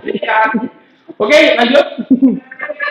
Yang ketiga, nggak usah biar alami aja. Ya Bu. Materi ketiga, menyimpan 5 kebutuhan dasar manusia dan dunia berkualitas. Nah ini ada 2 lagi materi tentang 5 kebutuhan dasar manusia ini juga harus kita pahami juga. Menurut teori hierarki kebutuhan, saya ada teorinya ya. Kebutuhan yang dikembangkan oleh Abraham Maslow tahun 1970, ada 5 kebutuhan dasar manusia. Yang pertama itu bertahan hidup itu paling utama. Kemudian di sampingnya ada penguasaan, kasih sayang dan rasa terima, kesenangan dan kebebasan. Jadi intinya ada 5 kebutuhan yang diharapkan manusia itu ada agar dia mampu melakukan hal yang lain selain dari kebutuhan dasar ini. Jika salah satu dari terpenuhi, maka dia akan tidak mau melakukan hal lain ataupun melakukan hal mau tapi tidak semangat, lebih tepat seperti itu. Nah penjelasannya seperti ini. Yang pertama tentang kebutuhan bertahan hidup. Ini termasuklah kebutuhan fisiologis, biologis dan psikologis. Kira-kira apa ya contohnya? Kebutuhan ini? Fisiologis atau fisik? Apa ya? Contohnya apa misalnya? Fisik kita bola tidak. Fisik lah makan, minum. Kan minum ya. Jadi kalau anak belum makan dan minum, bajak. Nah itu ya contohnya seperti itu ya. Biologisnya juga ya. Nah ini saya tambah sebenarnya nggak ada biologi, tapi memang masuk gitu. Ada Pak, biologi itu menutup populasi kita. Iya. Ada biologi. Maka Iya maksudnya ya. Ya, maksudnya, kalau dengan siswa kira-kira apa hubungannya dengan biologis? untuk siswa biologis. Hormon misalnya, hormon pasti juga biologis kan? Hormon misalnya anak itu memang suka tiba-tiba teriak, itu masuk biologis kan? Psikologis itu termasuk contohnya rasa takut, rasa aman, rasa sedih itu termasuk psikologis ya, termasuk kebutuhan bertahan hidup yang pertama. Jadi kebutuhan dasar yang seperti itu. Yang kedua ada kasih sayang dan rasa terima. Ini hampir umum ya anak sekolah kita mengalami ini, kebutuhan diterima atau diperhatikan. Kebutuhan ini untuk memberi dan memberi kasih sayang dan kebutuhan untuk merasa menjadi bagian dari suatu kelompok. Ya, kasih sayang, mencintai dan cintai sini dengan katanya lagi, cuma saya potong. Penguasaan. Nah, sebenarnya ada ngomong semampu itu ya. Penguasaan ini kebutuhan pengakuan atas kemampuan. Kebutuhan ini berhubungan dengan kekuatan untuk mencapai sesuatu, menjadi kompeten, bukan impoten Pak, menjadi terampil, diakui atas prestasi dan keterampilan kita, didengarkan dan memiliki rasa harga diri. Nah. Ya, jadi ini berhubungan dengan rasa pengen ya berkuasa. Mungkin di kelas 8A mungkin Bapak Ibu tahu ya. Ada soal seperti itu, ada yang butuh kekuasaan, butuh pengakuan. Ya, itu yang harus kebutuhan dasar. Makanya anak melakukan hal yang tidak kita inginkan karena ada kebutuhan yang belum dipenuhi. Kebutuhan dasar Pak ya? Dasar. Penguasaan itu ya? Iya, kekuatan. Iya, bangga di banyak orang juga. Ya. Kalau saya sih lebih ke ini. Saya awalnya mengartikannya penguasaan itu sih penguasaan menguasai materi. Kalau dia tidak mampu menguasai materi itu, berarti dia akan tidak mau belajar. Kalau saya mengartikan itu kemarin. Tapi mungkin masuk juga lah mungkin ya. Jadi misalnya dia ingin belajar luas bangun data, tapi perkalian dia tidak mampu, belum mempunyai penguasaan atas materi itu, jadi dia tidak mau belajar. Makanya menangkap seperti itu kemarin. Kemudian kebebasan. Ini juga kebebasan juga ya dalam belajar. Kebutuhan untuk bebas adalah kebutuhan akan kemandirian, otonom, memiliki pilihan dan mampu mengendalikan arah hidup seseorang. Yang maksud di sini makanya anak dengan kebutuhan kebebasan yang tinggi menginginkan pilihan. Mereka perlu banyak bergerak, suka mencoba-coba, tidak terlalu terpengaruh orang lain Nah, senang mencoba hal baru dan menarik. Misalnya anak kecil yang sering kayak gini ya. Jadi anak-anak ini biasanya mereka mau belajarnya menulis. Mereka suka belajarnya dengan apa namanya mencatat aja, tapi disuruh apa mencatat, mereka nggak mau. Mereka memilih, saya mau mencatat bu, saya maunya bercerita aja misalnya. Itu kebutuhan kebebasan namanya. Makanya kadang-kadang kita mencatat nggak mau ya, karena bukan pilihan dia. Iya, itu namanya. Makanya ada banyak diferensiasi. Ya, jadi anak bebas menentukan cara dia belajar. Kalau mereka belajar dengan sesuatu yang tidak mereka inginkan, ya sulit. Tidak akan mau melakukan, tidak akan mau belajar, tidak akan mau melakukan hal yang lain, karena mereka tidak bebas. Oke ya. Kemudian ada yang berikutnya kesenangan. Kebutuhan kesenangan adalah kebutuhan untuk mencari kesenangan, bermain-main dan tertawa-tawa dan sebagainya ya. Biasanya ingin menikmati apa yang dilakukannya, suka usil, contoh kesenangan ini ya. Juga berkonsentrasi tinggi saat mengerjakan hal dia konsentrasi mengenai senangnya saat mengerjakan hal yang disenangi. Jadi semangat jika melakukan hal yang disenangi. Misalnya dia sukanya apa namanya main apa namanya main komputer, ya mungkin dia akan konsentrasi belajar dengan main komputer. Mereka suka permainan dan mengoleksi barang, suka bergurau, suka melucu, juga menggemaskan. Bahkan saat mereka buat salah sekalipun, berlaku buruk, mereka masih terlihat lucu. Mungkin contohnya anak kelas 8A juga, kelas saya ada Pikri, contohnya seperti itu ya. Jadi usil walaupun dia lucu tetap lucu. Ya contohnya seperti itu. Ya mereka butuh kesenangan. Jadi belajar itu mereka bosan. Kalau belajar dengan cara seperti itu monoton dia bosan. Dia baca itu kayaknya saya kesayang pak, kurang kesayang. Lebih ke sana mungkin bisa aja dua masuk sini. Mungkin ya, tapi satu aja minimal itu anak-anak tidak akan kita belum berseleksi. Nanti di video YouTube anak nonton ini. Kok nama saya sebut pak? Oke. Oke, yang berikutnya, oke, habis 5 kebutuhan dasar manusia ya, saya Oke, dunia berkualitas. Ya, ini dilakukan adalah tempat khusus dalam pikiran Anda ataupun anak kita, tempat anak-anak menyimpan gambaran representasi dari semua yang dia inginkan. Bisa berisi orang-orang, hal-hal apa yang terbaik dalam hidupnya, dan membuat mereka bahagia dan terpenuhi kebutuhan dasar mereka. Jadi ini dunia hayalan ataupun dunia imajinasinya siswa. Untuk masuk ke dunia berkualitas ini, syaratnya sesuatu itu harus terasa sangat baik bagi Anda ini saya anak-anak ya, dan memenuhi setidaknya satu terlebih kebutuhan dasar. Ya, dasar anak itu. Biasanya dia butuhnya kesenangan. Dia kan kita dunia sih, dia itu penuh harus main game semua bayangan anak-anak itu. Ya, dalam melakukan untuk sesuatu yang masuk dunia berkualitas, tidak terlalu mempertimbangkan karena masyarakat. Jadi dia karena masyarakat tidak dipentingkan dia dalam dunia berkualitas itu. Bagi dia ya. Jadi anak naik motor pakai helm dia bayangan itu apa mungkin apa naik motor pakai helm itu dan sebagainya. Gambar dunia berkualitas ada unik dan spesifik untuk setiap orang beda-beda kualitasnya. Jika bisa hidup di dunia berkualitas, hidup akan sempurna. Tapi sayangnya kita tidak bisa tinggal di sana. Dunia khayalan. Iya, dunia versi anak-anak kita sendiri tentang dunia berkualitas.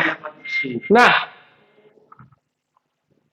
tentunya sebagai guru kita ingin mereka masukkan hal yang bermakna ataupun nilai kebajikan universal, kita masuk ke dalam dunia mereka itu.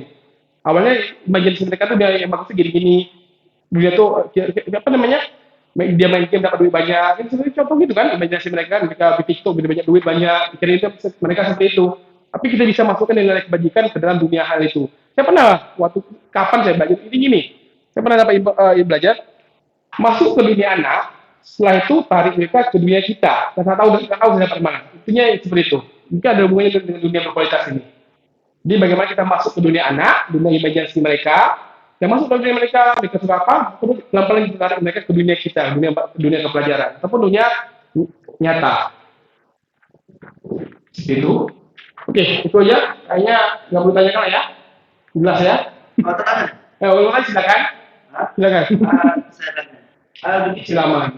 Ada apa tuh? Teori tentang kebutuhan dasar 5 kebutuhan dasar manusia. Apa namanya sih? Siapa tadi? Apa namanya? Abraham Maslow. Maslow. Aku pernah belajar tentang dia itu. Kita kata orang itu. Iya. Manusia. Karena tidak masuk, karena ada kebutuhan manusia yang spiritual. Nah, di situ dia tidak masuk di Quran. Kenapa tidak kita menambah sendiri untuk spiritual? Iya, ini memang kalau hanya itu saja itu sebenarnya ya sesuai dengan ajarannya. Iya. Jadi orang paham itu katanya juga. Iya, memang dia apa namanya orang lama.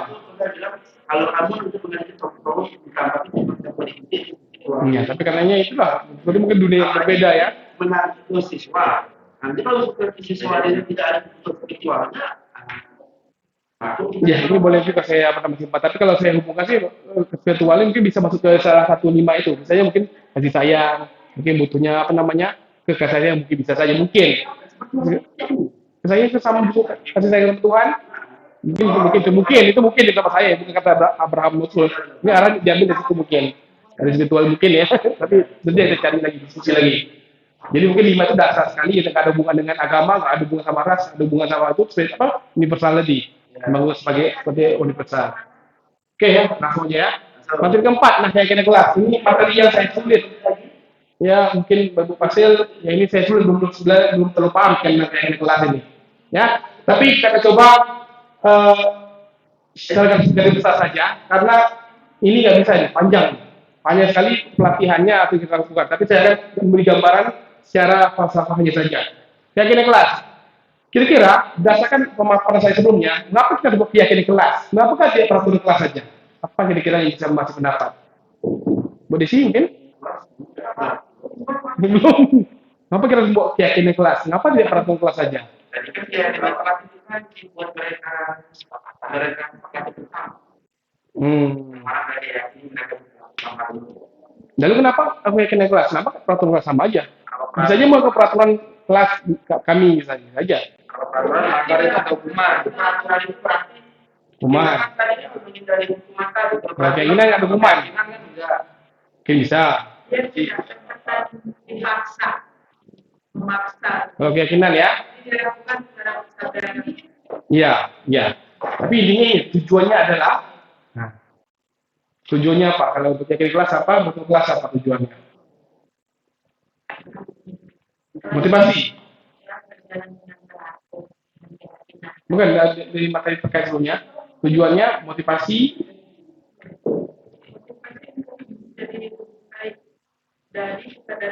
Nah, ya kalau keyakinan kelas, kita akan melatih anak memunculkan motivasi intrinsik tadi. Melatih anak memunculkan motivasi intrinsik. Jadi mereka diskusi, melatih mereka, itulah berulang ya, memunculkan tadi. Kalau peraturan kelas itu berarti kita bisa kesepakatan, bisa juga peraturan yang sepihak. Nah untuk keyakinan kelasnya saya mungkin berbagi pengalaman waktu Pak Kuku ini kemarin, saya coba pakai keyakinan kelas di filsafat A waktu pertama kali masuk filsafat A. Repot. Mereka bilang ya udah bapak boleh peraturan pening pak saya pak. Nggak mampu mereka berdiskusi membuka keyakinan kelas. Tentang kebersihan. Bagaimana anak-anak melakukan ini. Tapi kalau gini pak, apa saya bilang gini nak. Ya tapi gini pak. Akhirnya pak pusing pak, aduh sakit kepala pak deh. Makanya dari sini saya dapat kesimpulkan keyakinan kelas ataupun apa yang kita pelajari ini metode-metode ataupun pendekatan kita pelajari satu saja kuncinya adalah satu kecerdasan siswa. Kalau siswa tidak cerdas, tidak mengenal kritis, susah untuk membuat keyakinan kelas, untuk memancing motivasi intrinsiknya, apa nilai-nilai kebajikan itu begitu susah mau kita munculkan. Mereka dia nggak tahu. Bagaimana membuat serangan itu baik atau tidak? Entah apa ya, ada mungkin gitu. Nah, mungkin jadi kecerdasan juga kata kuncinya adalah agar bisa ini jadi efektif. Makanya kalau anak kelas yang tentu ya saya nggak bisa bandingkan ya bisa. Kalau yang kelas saya agak susah kemarin ya. Dan akhirnya jadi kesepakatan bukan keyakinan saya buat kemarin. Jadi lama. Oke, ya untuk tujuannya ya. Nah ini saya singkat aja ya, karena ini sekali lagi butuh workshop yang lebih lama. Tahapan-tahapannya ya, lihat daftar kebajikan di bersama. Jadi kita susun bersama dulu peraturan bersama yang dibuat anak. Kemudian tentukan dari kesepakatan peraturan yang dibuat anak itu. Awalnya peraturan dulu ya. Cari nilai kebajikan apa yang ingin dijadikan perhatian utama. Misalnya Anda buat dilarang memukul kawan. Apa nilai-nilai kebajikannya? Misalnya saling menyayangi. Misalnya kita ambil nilainya. Mereka menentukan nilai kebajikannya. Kemudian sempurnakan beberapa data nilai kebajikan yang utama. Bahas dengan kelompok utama. Jadi kita sudah dapat ditentukan didiskusikan lagi. Kemudian buat poster dengan kata-kata yang lebih positif. Mungkin ini bisa kita lihat kalau di toilet atau gimana ya di masjid. Mana lebih enak kita baca? Jangan membuang sampah di sini dengan terima kasih tidak membuang sampah di sini. Lebih enak kita membaca itu ya, contohnya itu. Jadi akan lebih memotivasi secara intrinsik. Terima kasih tidak membuang sampah di sini. Awalnya membuang, orang udah terima kasih duluan ya. Jadi nggak jadi buang sampah. Mungkin itulah lebih tepatnya. Kata kunci kan ditulis. Iya, makanya bilang kuncinya kecerdasan. Kalau kecerdasannya nggak nyampai, maksudnya nggak susah. Kata biasa yang maju. Iya juga ya, sama parah. Iya, contoh itu sebenarnya ya, tapi nyataannya itu. Oke, kemudian pembentukan keyakinan kelas di sekolah ini, kata-katanya lebih abstrak. Misalnya, Bani bertanggung jawabkan perbuatannya lebih abstrak, tapi konkretnya kurang jelas, tapi itu mengarah kepada nilai-nilainya ya. Berupa pernyataan-pernyataan universal, lebih umum ya, bukan ke arah ke peraturan kelas. Peraturan tidak mau sampah di kelas, tapi lebih jagalah kebersihan. Nah, itu seperti itu, lebih ke universal. Dan kelas juga dibuat dalam bentuk positif. Jadi tidak boleh kata-kata negatif, jangan, tidak boleh, itu dilarang ya. Jangan menggunakan jangan, dilarang. Seperti itulah. Kemudian keyakinan kelas hendaknya tidak terlalu banyak, dikit aja kata-katanya, sehingga mudah diingat dan dipahami oleh warga kelas. Jadi hubungannya nih sama segitiga diskusi tadi keyakinan kelas ini. Apa yang kamu yakini tentang keyakinan kelas yang kita buat di awal tahun nanti misalnya? Jadi kita arahkan ke sana. Ya, tadi ditambah kata-kata itu. Jadi kalau begini, pokoknya harus datang tepat waktu. Terus tidak boleh terlambat. Itu kan makanya gimana? Harus kayaknya kalau dua-duanya itu kayaknya kurang. Itu kan dua kalimat yang berbeda tapi maknanya sama. Iya, maknanya kalimat apa namanya kalau bahasa namanya kalimat yang tidak menggunakan tidak itu apa namanya saya? Kalimat aktif, apa namanya misalnya? Kalimat perintah. Kalau perintah Kalimat positif, ada positif. Mana maksudnya itulah pokoknya. Iya. Tidak boleh datang terlambat. Nah, itu saya pernah belajar. Saya lupa, saya nggak tahu dari mana. Jangan menggunakan kata jangan. Saya lupa dari mana Pak. Itu ya. Kalau dalam mengajar anak, maka saya sama isi tadi bilang kalau ngajar itu jangan gunakan kata jangan. Memang sulit. Tapi ya memang itu karena kalau kita jangan ribut, dalam otak akan tertanam ribut. Kata-kata ini kan oh ribut ya. Tuh, saya pernah cuma saya lupa dari mana. Kita bilang jangan berisik ya apa? Sama aja. Jangan makan di kelas. Memang anak makan jangan makan tapi dalam otak ini makan di kelas. Jangka panjangnya mereka akan makan di kelas. Intinya gitu. Saya lupa dari mana. Makanya mungkin ngarah ke sana nanti. Oke ya? Sebagainya. Yang berikutnya pembentukan keyakinan kelas ini ya, keyakinan kelas sebaiknya suatu yang dapat diterapkan di lingkungan tersebut. Jadi yang umum di desa kita ya kan sampai yang pertama berhubungan dengan budaya luar ya, dengan lingkungan sekitar kita saja. Semua warga kelas yang ikut berkontribusi dalam membuat keyakinan kelas lewat kegiatan curah pendapat. Nah, di semua siswa mereka diskusi. Sekali lagi, hubungannya sama kecerdasan. Kalau ada kurang cerdas, ya mungkin agak susah kasih pendapat. Ya. Kemudian bersedia meninjau kembali keyakinan kelas dari waktu kita evaluasi juga. Apakah ada perlu direvisi? Apakah anak-anak itu melaksanakan apa tidak? Itu perlu dievaluasi dengan restitusi nanti. Yang meninjau siapa? Ini saya belum ada di sini ya. Iya. Itu meninjaunya dalam segitiga restitusi nanti. Jadi meninjaunya kalau anak melanggar keyakinan kelas, nanti kita restitusikan nanti. Nanti lebih banyak gurunya atau wali kelasnya. Ya saya semangat ini. Iya bagus. Saya pun semangat. Tapi banyak poin yang hilang kan, ada yang kita pahami tapi nggak kita temukan. Sama, saya juga sama. Makanya saya belum belajar. Makanya sedang ini sulit karena banyak yang belum saya dapat informasinya. Kemudian prosedurnya. Mempersiapkan para sekolah atau murid sekolah kelas untuk bercurah pendapat dengan peraturan yang perlu disepakati di sekolah kelas. Jadi semuanya bercurah pendapat. Tugas kita ya mencatat semua masukan para murid di sekolah atau baru sekolah ya. Jadi bisa keyakinan sekolah, bisa keyakinan kelas. Kalau keyakinan kelas lebih luas lingkupannya ya. Jadi akan jadinya peraturan sekolah jadinya. Kalau keyakinan kelas ya berarti minimal kita keyakinan kelas lah itu kita buat ya, wali kelas dan siswa tahun depan nanti. Kemudian ini tugas guru ya, gantilah kalimat yang dapat negatif menjadi positif tadi ya, gitu tadi. Kemudian tinjau kembali data curah pendapat yang sudah tadi, tinjau tadi adakah yang perlu direvisi, atau perlu kita tanya sama anak. Ini maksudnya apa nak? Maksudnya bisa seperti itu kan? Tinjau ulang keyakinan sekolah atau kelas secara bersama-sama. Jadi kita sudah dibuat tadi, ada nggak kira-kira yang perlu dibantah? Kok ini kok jadi gini Pak Nantian? Saya seperti itu. Menyetujui dan menandatangani keyakinan kelas atau sekolah ya, ditandatangani semua siswa. Letakkan di dinding kelas tempat yang mudah dilihat semua warga kelas. Jadi berupa poster nanti. Nah, terakhirnya pendalamannya ini penting ini. Ini penerapannya bagaimana? Agar semua warga kelas dapat memahami setiap pernyataan yang telah tercantum dalam keyakinan kelas. Nah ini, maka selama minimal seminggu di awal tahun ajaran baru setelah kita buat keyakinan kelas tadi dapat didedikasikan ataupun kita latih pendalaman keyakinan kelas ini dengan berbagai kegiatan. Selama seminggu kita pantau, kita lihat, kita praktek-praktekkan, kita intinya evaluasi selama seminggu itu dilatih. Ya, memang untuk pendalaman. Oke, untuk keyakinan kelas cukup ya. Iya, saya juga apa aja kemarin buat gagal, tapi ya itu makanya itu kan. Latih, intinya perlu latihan lagi intinya. Ya, saya pernah, memang perlu dilatih. Ya, namanya memang perlu dilatih nanti. Oh, itu peraturan kelas ya, Bu. Nah, kayak ini, yang nama bapak kemarin kan, main nama bapak.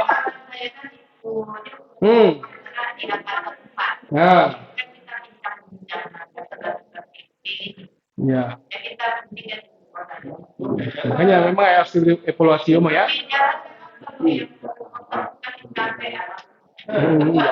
Apalagi dikasih cupe. Oh. Ya, kita coba ya. Jadi coba saja walaupun jalannya sama saja. Kita keraskan nggak jalan, kita ini pun ini sama-sama belajar. Keyakinan ini kemungkinan ya Pak. Iya, utopia. Kata Pak Arif tadi dari SD sudah dibiasakan. Mungkin kayak lainnya itu akan ikut. Jadi dari tingkat yang terkecil dulu kita biasakan, baru nanti selanjutnya pasti akan terbiasa. Ya, sama saya kemarin bilang itu. Untuk ini murid SD itu harus gini saya bilang kan, saya kena marah. Kebetulan pasti lihat kepala SD ya. Bahwa itu saya kena, Pak saya juga sama aja Pak gini, waduh saya kena marah. Maksudnya di SD itu harus kuat kan, jangan fokus kepada materi. Karena ke 1, 2, 3 itu nggak usah belajar matematika, nggak usah belajar matematika itu yang aneh itu saya bilang kan. Artinya mereka adabnya, bagaimana belajar, bagaimana diskusi, itu aja. Tapi ya saya kena ya udah kena lah. Kami syukur juga ya Bu ya kemarinnya waktu itu yang kedua, ketiga itu saya bilang kurikulum di SD kelas 2 itu betul istri saya ajar SD kelas 2 berat kali masa udah bangun ruang belajar, udah pakai pecahan. Saya bilang, ini gimana kapan belajar karakter ini kapan bilang? Apakah boleh kami mengubah itu CPDS itu? Mana boleh Pak? Itu katanya harus ada riset katanya. Tapi kan menurut Kiai Jainal Utara kan di SD itu ada wirasa namanya belajar tentang perasaan. Ya udah saya ngasih kan udah panjang perdebatannya. Maaf Ibu ya. Ada ini. Oke, nanti aja Bu. Nanti saya sensor nanti. Oke, untuk pendalaman kenaikan kelas juga bisa kegiatan tampak seperti tampak seperti atau tidak tampak. Jadi kita buat, jika kita meyakini bertanggung jawab, kita buat anak itu buat tabel. Kalau meyakini bertanggung jawab itu penting, contohnya apa? Misalnya ini nih. Kalau tidak bertanggung jawab, contoh sudah apa? Jadi kita buat daftar. Buat daftar kegiatan yang mengarah ke bertanggung jawab apa?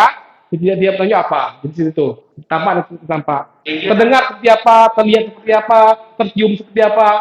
Jadi berubah dengan panca indera. Jadi buat tabel. Jadi mereka seminggu ini seminggu itu belajar itu di kelas.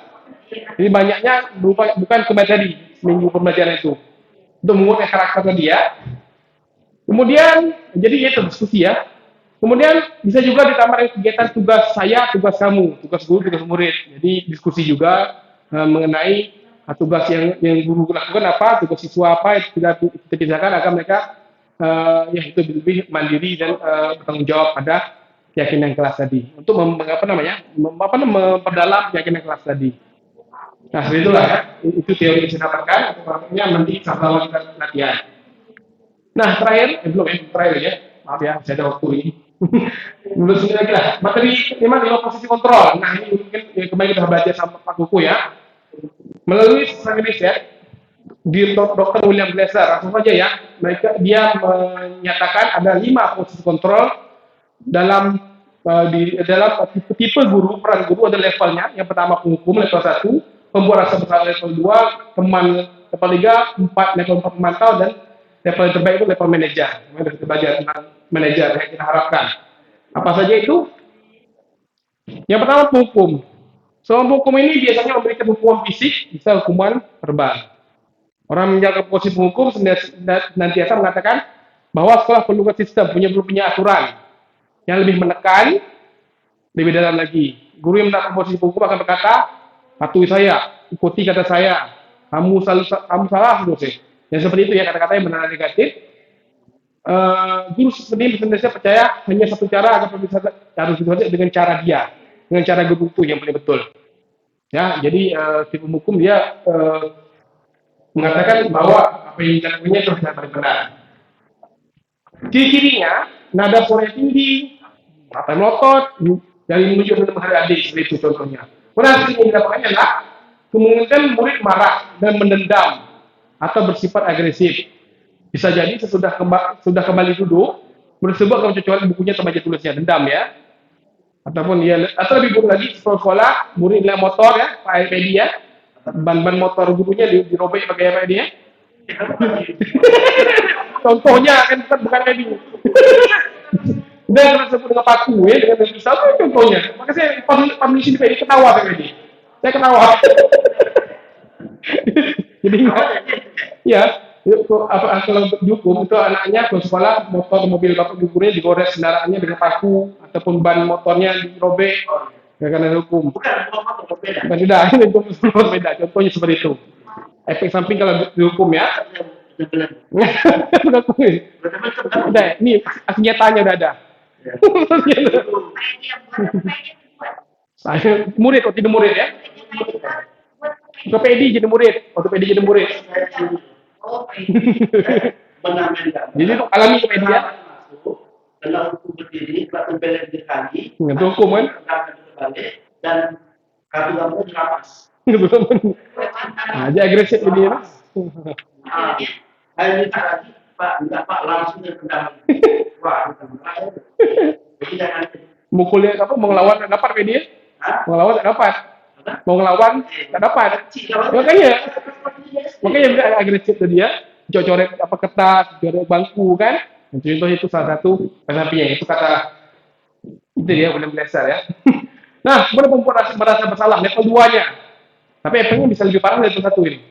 Pada posisi ini biasanya guru akan bersikap lebih lembut, membuat rasa bersalah akan menggunakan keheningan, membuat orang merasa nyaman. Keheningan tapi dia, ya anak itu dibuat down dengan kata-kata lembutnya itu, ya kata lembut seperti cewa misalnya kamu ini, berapa kali bapak ibu harus gede kamu ya, tapi dia dengan bahasa yang halus, beda sama penghukum tadi ya, penghukum tadi dia dengan kata-kata yang keras.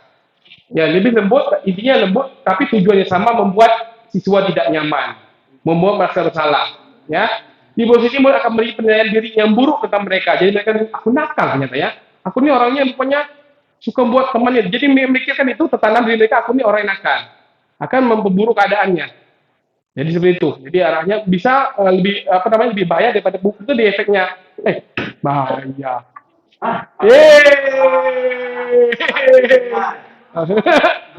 Murid merasa tidak berharga dan telah menyiapkan oleh saingnya. Jadi dia merasa tertekan ya. Nah, tipe-tipenya, nada suaranya memelas, selalu sedih. Tipe gurunya, bahasa tubuhnya merapat pada anak, dekat, lesu, kamu ini. Nah, itu seperti itu ya. Jadi dia merasa membuat anaknya itu jadi tertekan secara mental. Hasilnya, anak akan menjadi gagal. Kadang-kadang sikap seperti lebih berbahaya dari hukum, yaitu emosi yang tertanam rapat dalam murid, tanam rapat-rapat dalamnya, timbun-timbun rasa bersalahnya, dia dapat menanam perasaan, bisa melupakan amarahnya walaupun dengan cara negatif.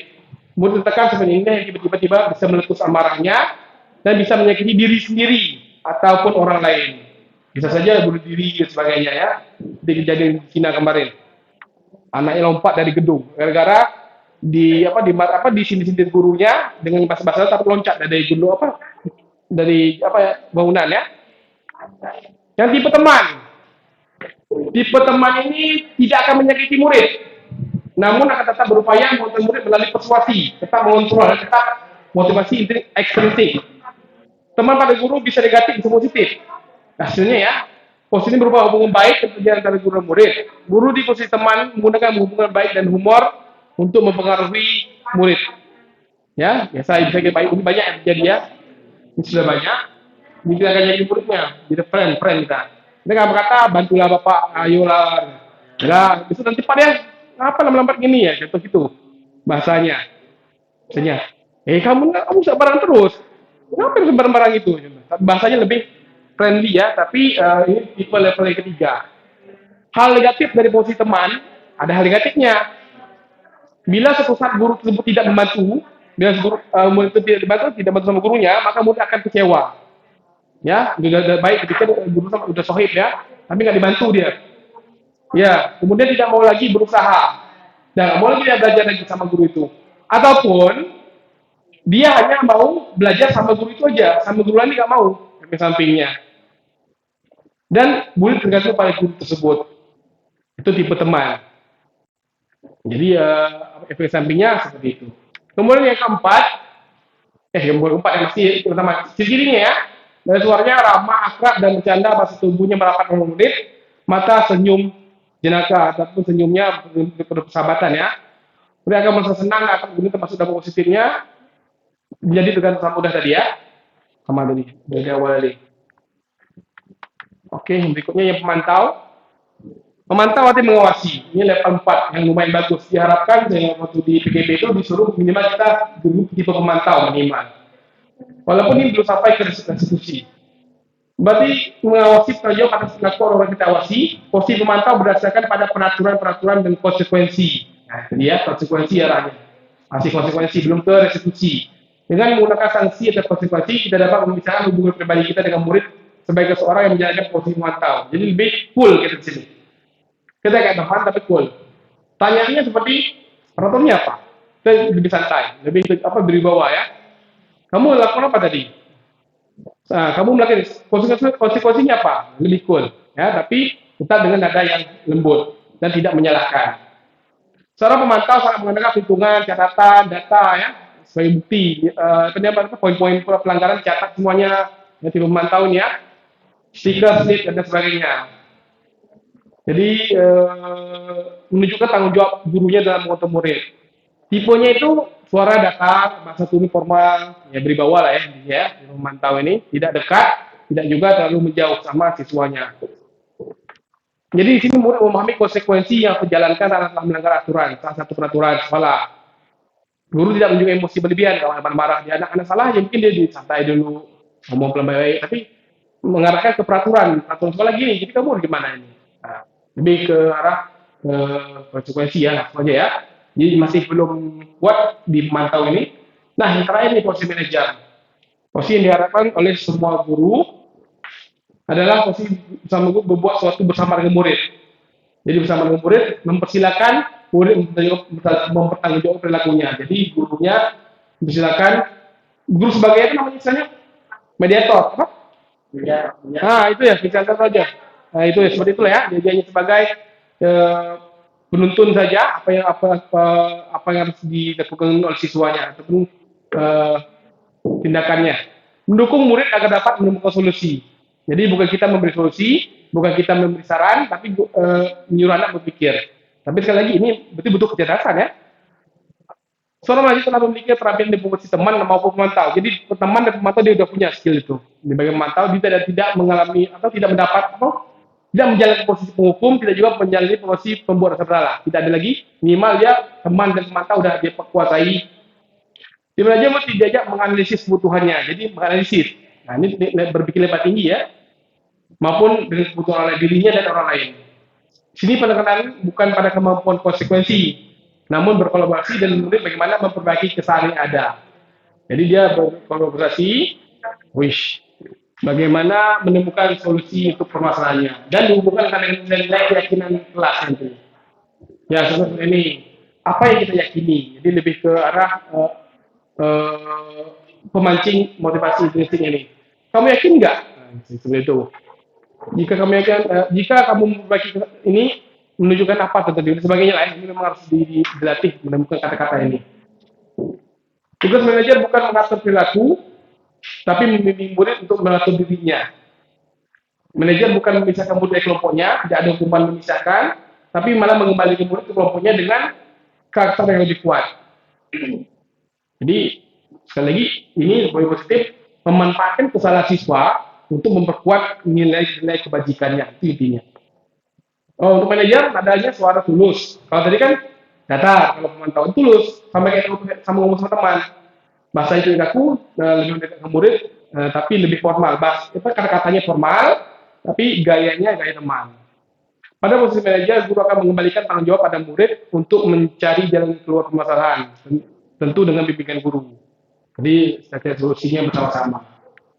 Nah, kita terakhir ya, saya singkat aja Bapak Ibu.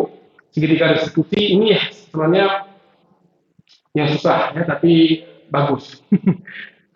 Langkah-langkahnya 3. Ini saya hafalkan pun ya nggak paham juga, tapi mudah-mudahan bisa Bapak Ibu bisa lebih paham dari saya. Langkah segitiga restitusi ini adalah segitiga langkah-langkah untuk menjadi posisi manajer tadi. Adalah teknik, lebih ke teknik-teknik untuk menjadi guru di posisi manajer. Jadi jika sudah menerapkan segitiga restitusi, berarti kita sudah berada di posisi manajer. Jadi langkah-langkahnya adalah jika ada bermasalah, kita stabilkan identitas dulu. Duduk ngobrol berdua 4 mata. Kemudian kalau menurut kontrolnya berarti semua akan melakukan hal yang yang bisa lakukan. Jadi intinya apa yang dilakukan anak itu adalah hal yang wajar. Jika melakukan kesalahan, itu wajar. Nah ini mungkin agak aneh kan? Saya bilang diskusi sama istri saya, aneh katanya. Ini bahaya kan ngomong ini katanya. Ini semua kelakuan kenakalan itu semuanya wajar. Jadi kita bilang wajar. Kamu wajar mukul dia karena ini. Kamu wajar lempar batu pecah genting, wajar. Kenapa? Hubungan dengan 5 kebutuhan dasar. Dia pengen senang-senang. Dia pengen senang, lempar pecah gentingnya. Itu 5 kebutuhan dasar. Dia ada hubungan sama itu. Kemudian validasi dengan salah tadi itu. Semua perilaku memiliki tujuan ataupun alasan. Arahkan ke sana. Kemudian yang terakhir, nah ini ya, yang menanyakan keyakinan kelas, hubungkan dengan keyakinan kelas yang telah dibuat tadi. Kita semua memiliki motif internal sesuai dengan keyakinan yang kita buat tadi. Ini langkah-langkahnya. Ini segitiganya ya. Dari masa aktivitas, validasi tindakan yang salah, sampai menanyakan keyakinan kelas. Agak kuat. Nah, bagi masa aktivitas ini, bagian dasar tiga diskusi mengubah identitas anak dari orang yang gagal menjadi orang yang sukses. Intinya, jangan sampai pada salah dia merasa bersalah. Malah itu ya, kalau kita biasanya anak salah, kita paksa dia merasa bersalah. Tapi tidak, kita tidak membuat anak merasa bersalah. Tujuannya itu. Tujuannya anak yang salah tadi, kita buatkan apa yang dilakukan itu hal yang wajar dia lakukan, agar dia tenang dulu. Itu arah, intinya itu. Enggak ada salah-salah, itu negatif. Kata dia, kata saya. Jangan salah kata saya ya. Ya intinya, anak yang salah, kita buat dia itu seolah nggak bersalah. Tapi bukan masalah, ya bukan tindakannya, tapi ke karakter gitu ya. Hah? Ya, intinya tindakannya salah, karakternya tidak salah. Ya. Jadi intinya tadi bukan tindakannya tidak salah, karakternya yang dibawaannya waktu dia melakukan itu tidak salah. Karakternya ya. Dan dia pengen mukul temannya marah. Karakter yang dilakukan itu salah, dia pengen jadi kesenangan. Tapi tindakannya memang salah. Iya, makanya susah. Iya betul. Ya susah makanya. Ini baca cukup waktu 1 jam lagi. Nah ini ya sama ya. Nah paling itu tindakan salah. Nanti arah tadi setiap tindakan dilakukan siswa punya tujuan dan arahnya kebutuhan dasar tadi. Jadi ya. Mana dia? Kalau namanya kebutuhan dasar, ya jadi hubungkan dengan 5 kebutuhan dasar agar menemukan cara paling efektif untuk memenuhi kebutuhan dasar tersebut. Jadi hubungannya sama 5 kebutuhan dasar. Ya, tanpa menghakimi dan menganalisis keputusan mereka. Seperti itu. Yang ketiga, yang terakhir, menanyakan keyakinan kelas atau sekolah tadi ya.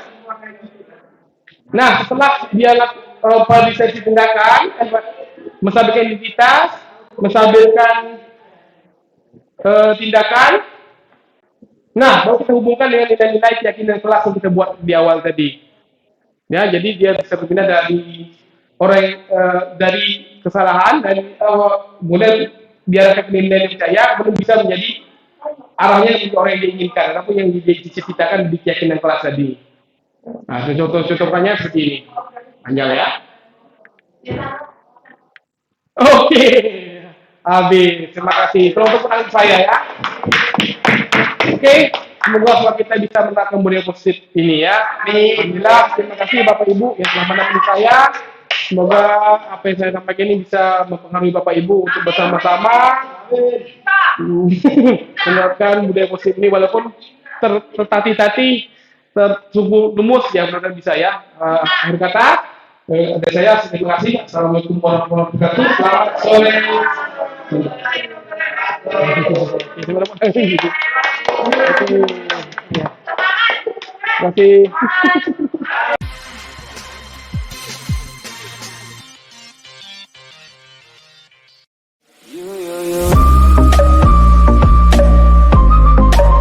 California dreaming about.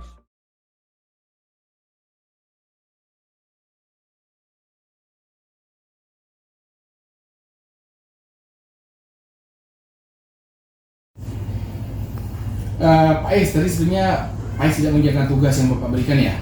Kerjaan kok Pak, tapi cuma 2 soal aja. Ya, tadi Bapak lihat Pak Is sebagai pegang HP kayak lagi main game itu ya, nggak lagi materi pelajarannya itu kan? Iya Pak, tadi saya buka HP sebentar Pak, karena saya bosan mengerjakannya, pusing kepala saya Pak. Ya memang tadi kelasnya lagi kurang kondusif ya, tugasnya banyak juga ya, materinya banyak, kemudian cuaca juga lagi panas ya, lagi tengah hari itu ya. Iya Pak, nah tadi kepala saya pun mau meleleh Pak rasanya. Kelas pun ribut Pak isinya. Pak Aron pun ngajak-ngajak saya main terus Pak. Ya Bapak tahu, Pak itu sesuai cerdas. Selama ini kalau materi pelajaran Bapak berikan selalu Pak S cepat pahami dan cepat juga Pak S mengerjakannya. Cuma kali ini kalau Pak S tidak mengerjakan tugasnya, ya tapi juga nggak dapat nilai ya. Ya, saya sebenarnya udah lumayan paham Pak sama materinya, cuman saya lagi malas aja Pak buat kerjanya. Ya harusnya lumayan paham, harusnya ditambah lagi latihannya biar lebih paham lagi, ya biar juga bisa melatih temannya nanti ya. Ya tapi kan mentari Pak S nanti kan. Ya Pak, seharusnya saya bisa mengerjakan soal itu Pak. Nah bagus, itu kepercayaan diri Pak Is yang sebenarnya. Apa tahu kalau Pak Is yang kerjakan itu kalau menjembat aja bisa cepat selesai itu. Nggak gitu juga lah Pak, nanti apa-apa yang saya tulis. Nah jadi bagaimana ini, Pak Is dan teman-teman kelompoknya belum selesai nih mengerjakan tugasnya. Yang belajar matematika sudah habis sekarang, gimana ini? Nanti saya kerjakan di rumah saja Pak. Ya Pak Is sudah kerjakan sendiri, teman-teman kelompok Pak Is bagaimana? Nanti saya akan ajarkan mereka caranya. Kapan itu? Mungkin nanti waktu saat jam kosong atau istirahat kedua, karena kan jedanya panjang Pak. Mungkin saya nanti bisa lah mengajari kawan-kawan saya pada saat jeda tersebut. Iya, Bapak tunggu ya hasil kerja kelompok Pak Is ya. Walaupun sebenarnya kita tidak ada PR, tidak ada tugas, tapi ini karena yang mendesak dan pelajaran sudah selesai, tugas Pak Is dan kelompoknya belum selesai, dan kebetulan Pak Is mentornya, ya silakan Pak Is dan pimpin teman-teman untuk menyelesaikan tugasnya ya. Ya, baik Pak. Nanti saya akan buktikan ke Bapak kalau kelompok saya itu lebih baik dari kelompok lain. Oke, lalu Bapak mau tanya lagi nih, apa kaitan tindakan Pak Is yang tadi main game tugas itu dengan keyakinan Pak Is sebagai siswa yang baik bagaimana? Kira-kira apa yang harus Pak Is lakukan dan yang tidak Pak Is lakukan? Sebagai seorang siswa mungkin saya seharusnya mengikuti perintah guru dan mengerjakan seluruh tugas yang dipertanggungjawabkan ke saya.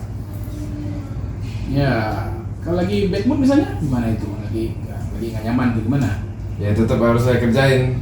Nanti kalau sudah selesai, boleh gak saya baring-baring di atas meja, Pak? Di atas meja, berbaring ini aja ya. Nah, silakan saja kalau sudah selesai tugasnya. Dan teman-teman kelompok Pak Is juga sudah Pak Is bimbing, sudah paham mereka. Ya, silakan lah Pak Is ngobrol santai.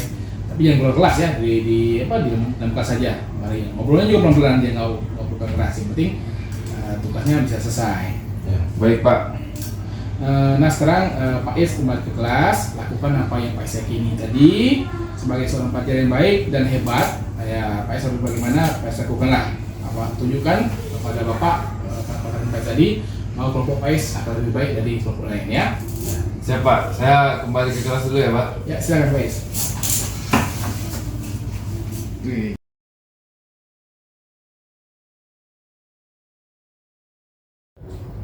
Tadi Iza ngomong apa sama Dapa? Saya digangguin terus sama Dava saat ngerjain tugasan mereka tadi. Jadinya saya kesel, makanya nggak sengaja ngomong dok tadi. Ya, Bapak tahu kamu besar, wajar lah ya. Kalau lagi belajar, tiba-tiba diganggu itu memang nggak enak kali ya. Iya Pak, harusnya Dava itu ngerjain tugas, bukan gangguin orang. Saya malas kelompok sama Dava lagi.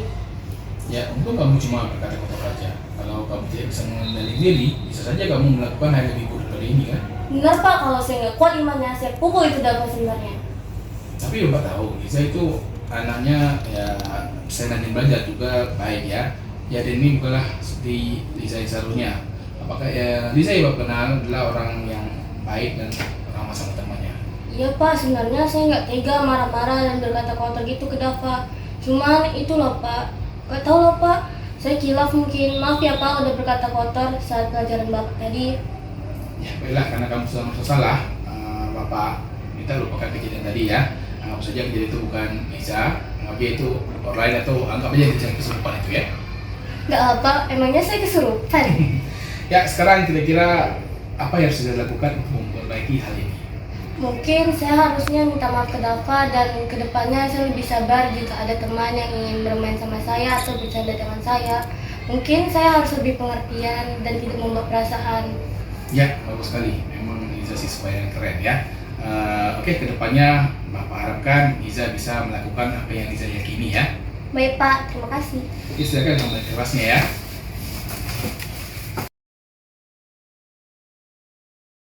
Jadi tanggapan saya dengan guru yang memperlakukan siswa atau mengatasi siswa yang memiliki masalah di dalam kelas ataupun di sekolah, di lingkungan sekolah, itu menurut saya sangat baik dikarenakan murid yang ditegur seperti itu akan mendapatkan rasa seperti bersalah di dalam dirinya dan dia akan mencoba untuk mengintrospeksi diri dia sendiri dan yang nantinya akan berdampak baik untuk dia dikarenakan dia akan tidak melakukan perilaku yang sama karena mereka sudah tahu bahwa mereka melakukan hal yang salah dan pastinya dengan guru menegur siswa dengan cara seperti itu mereka tidak akan melakukannya kembali.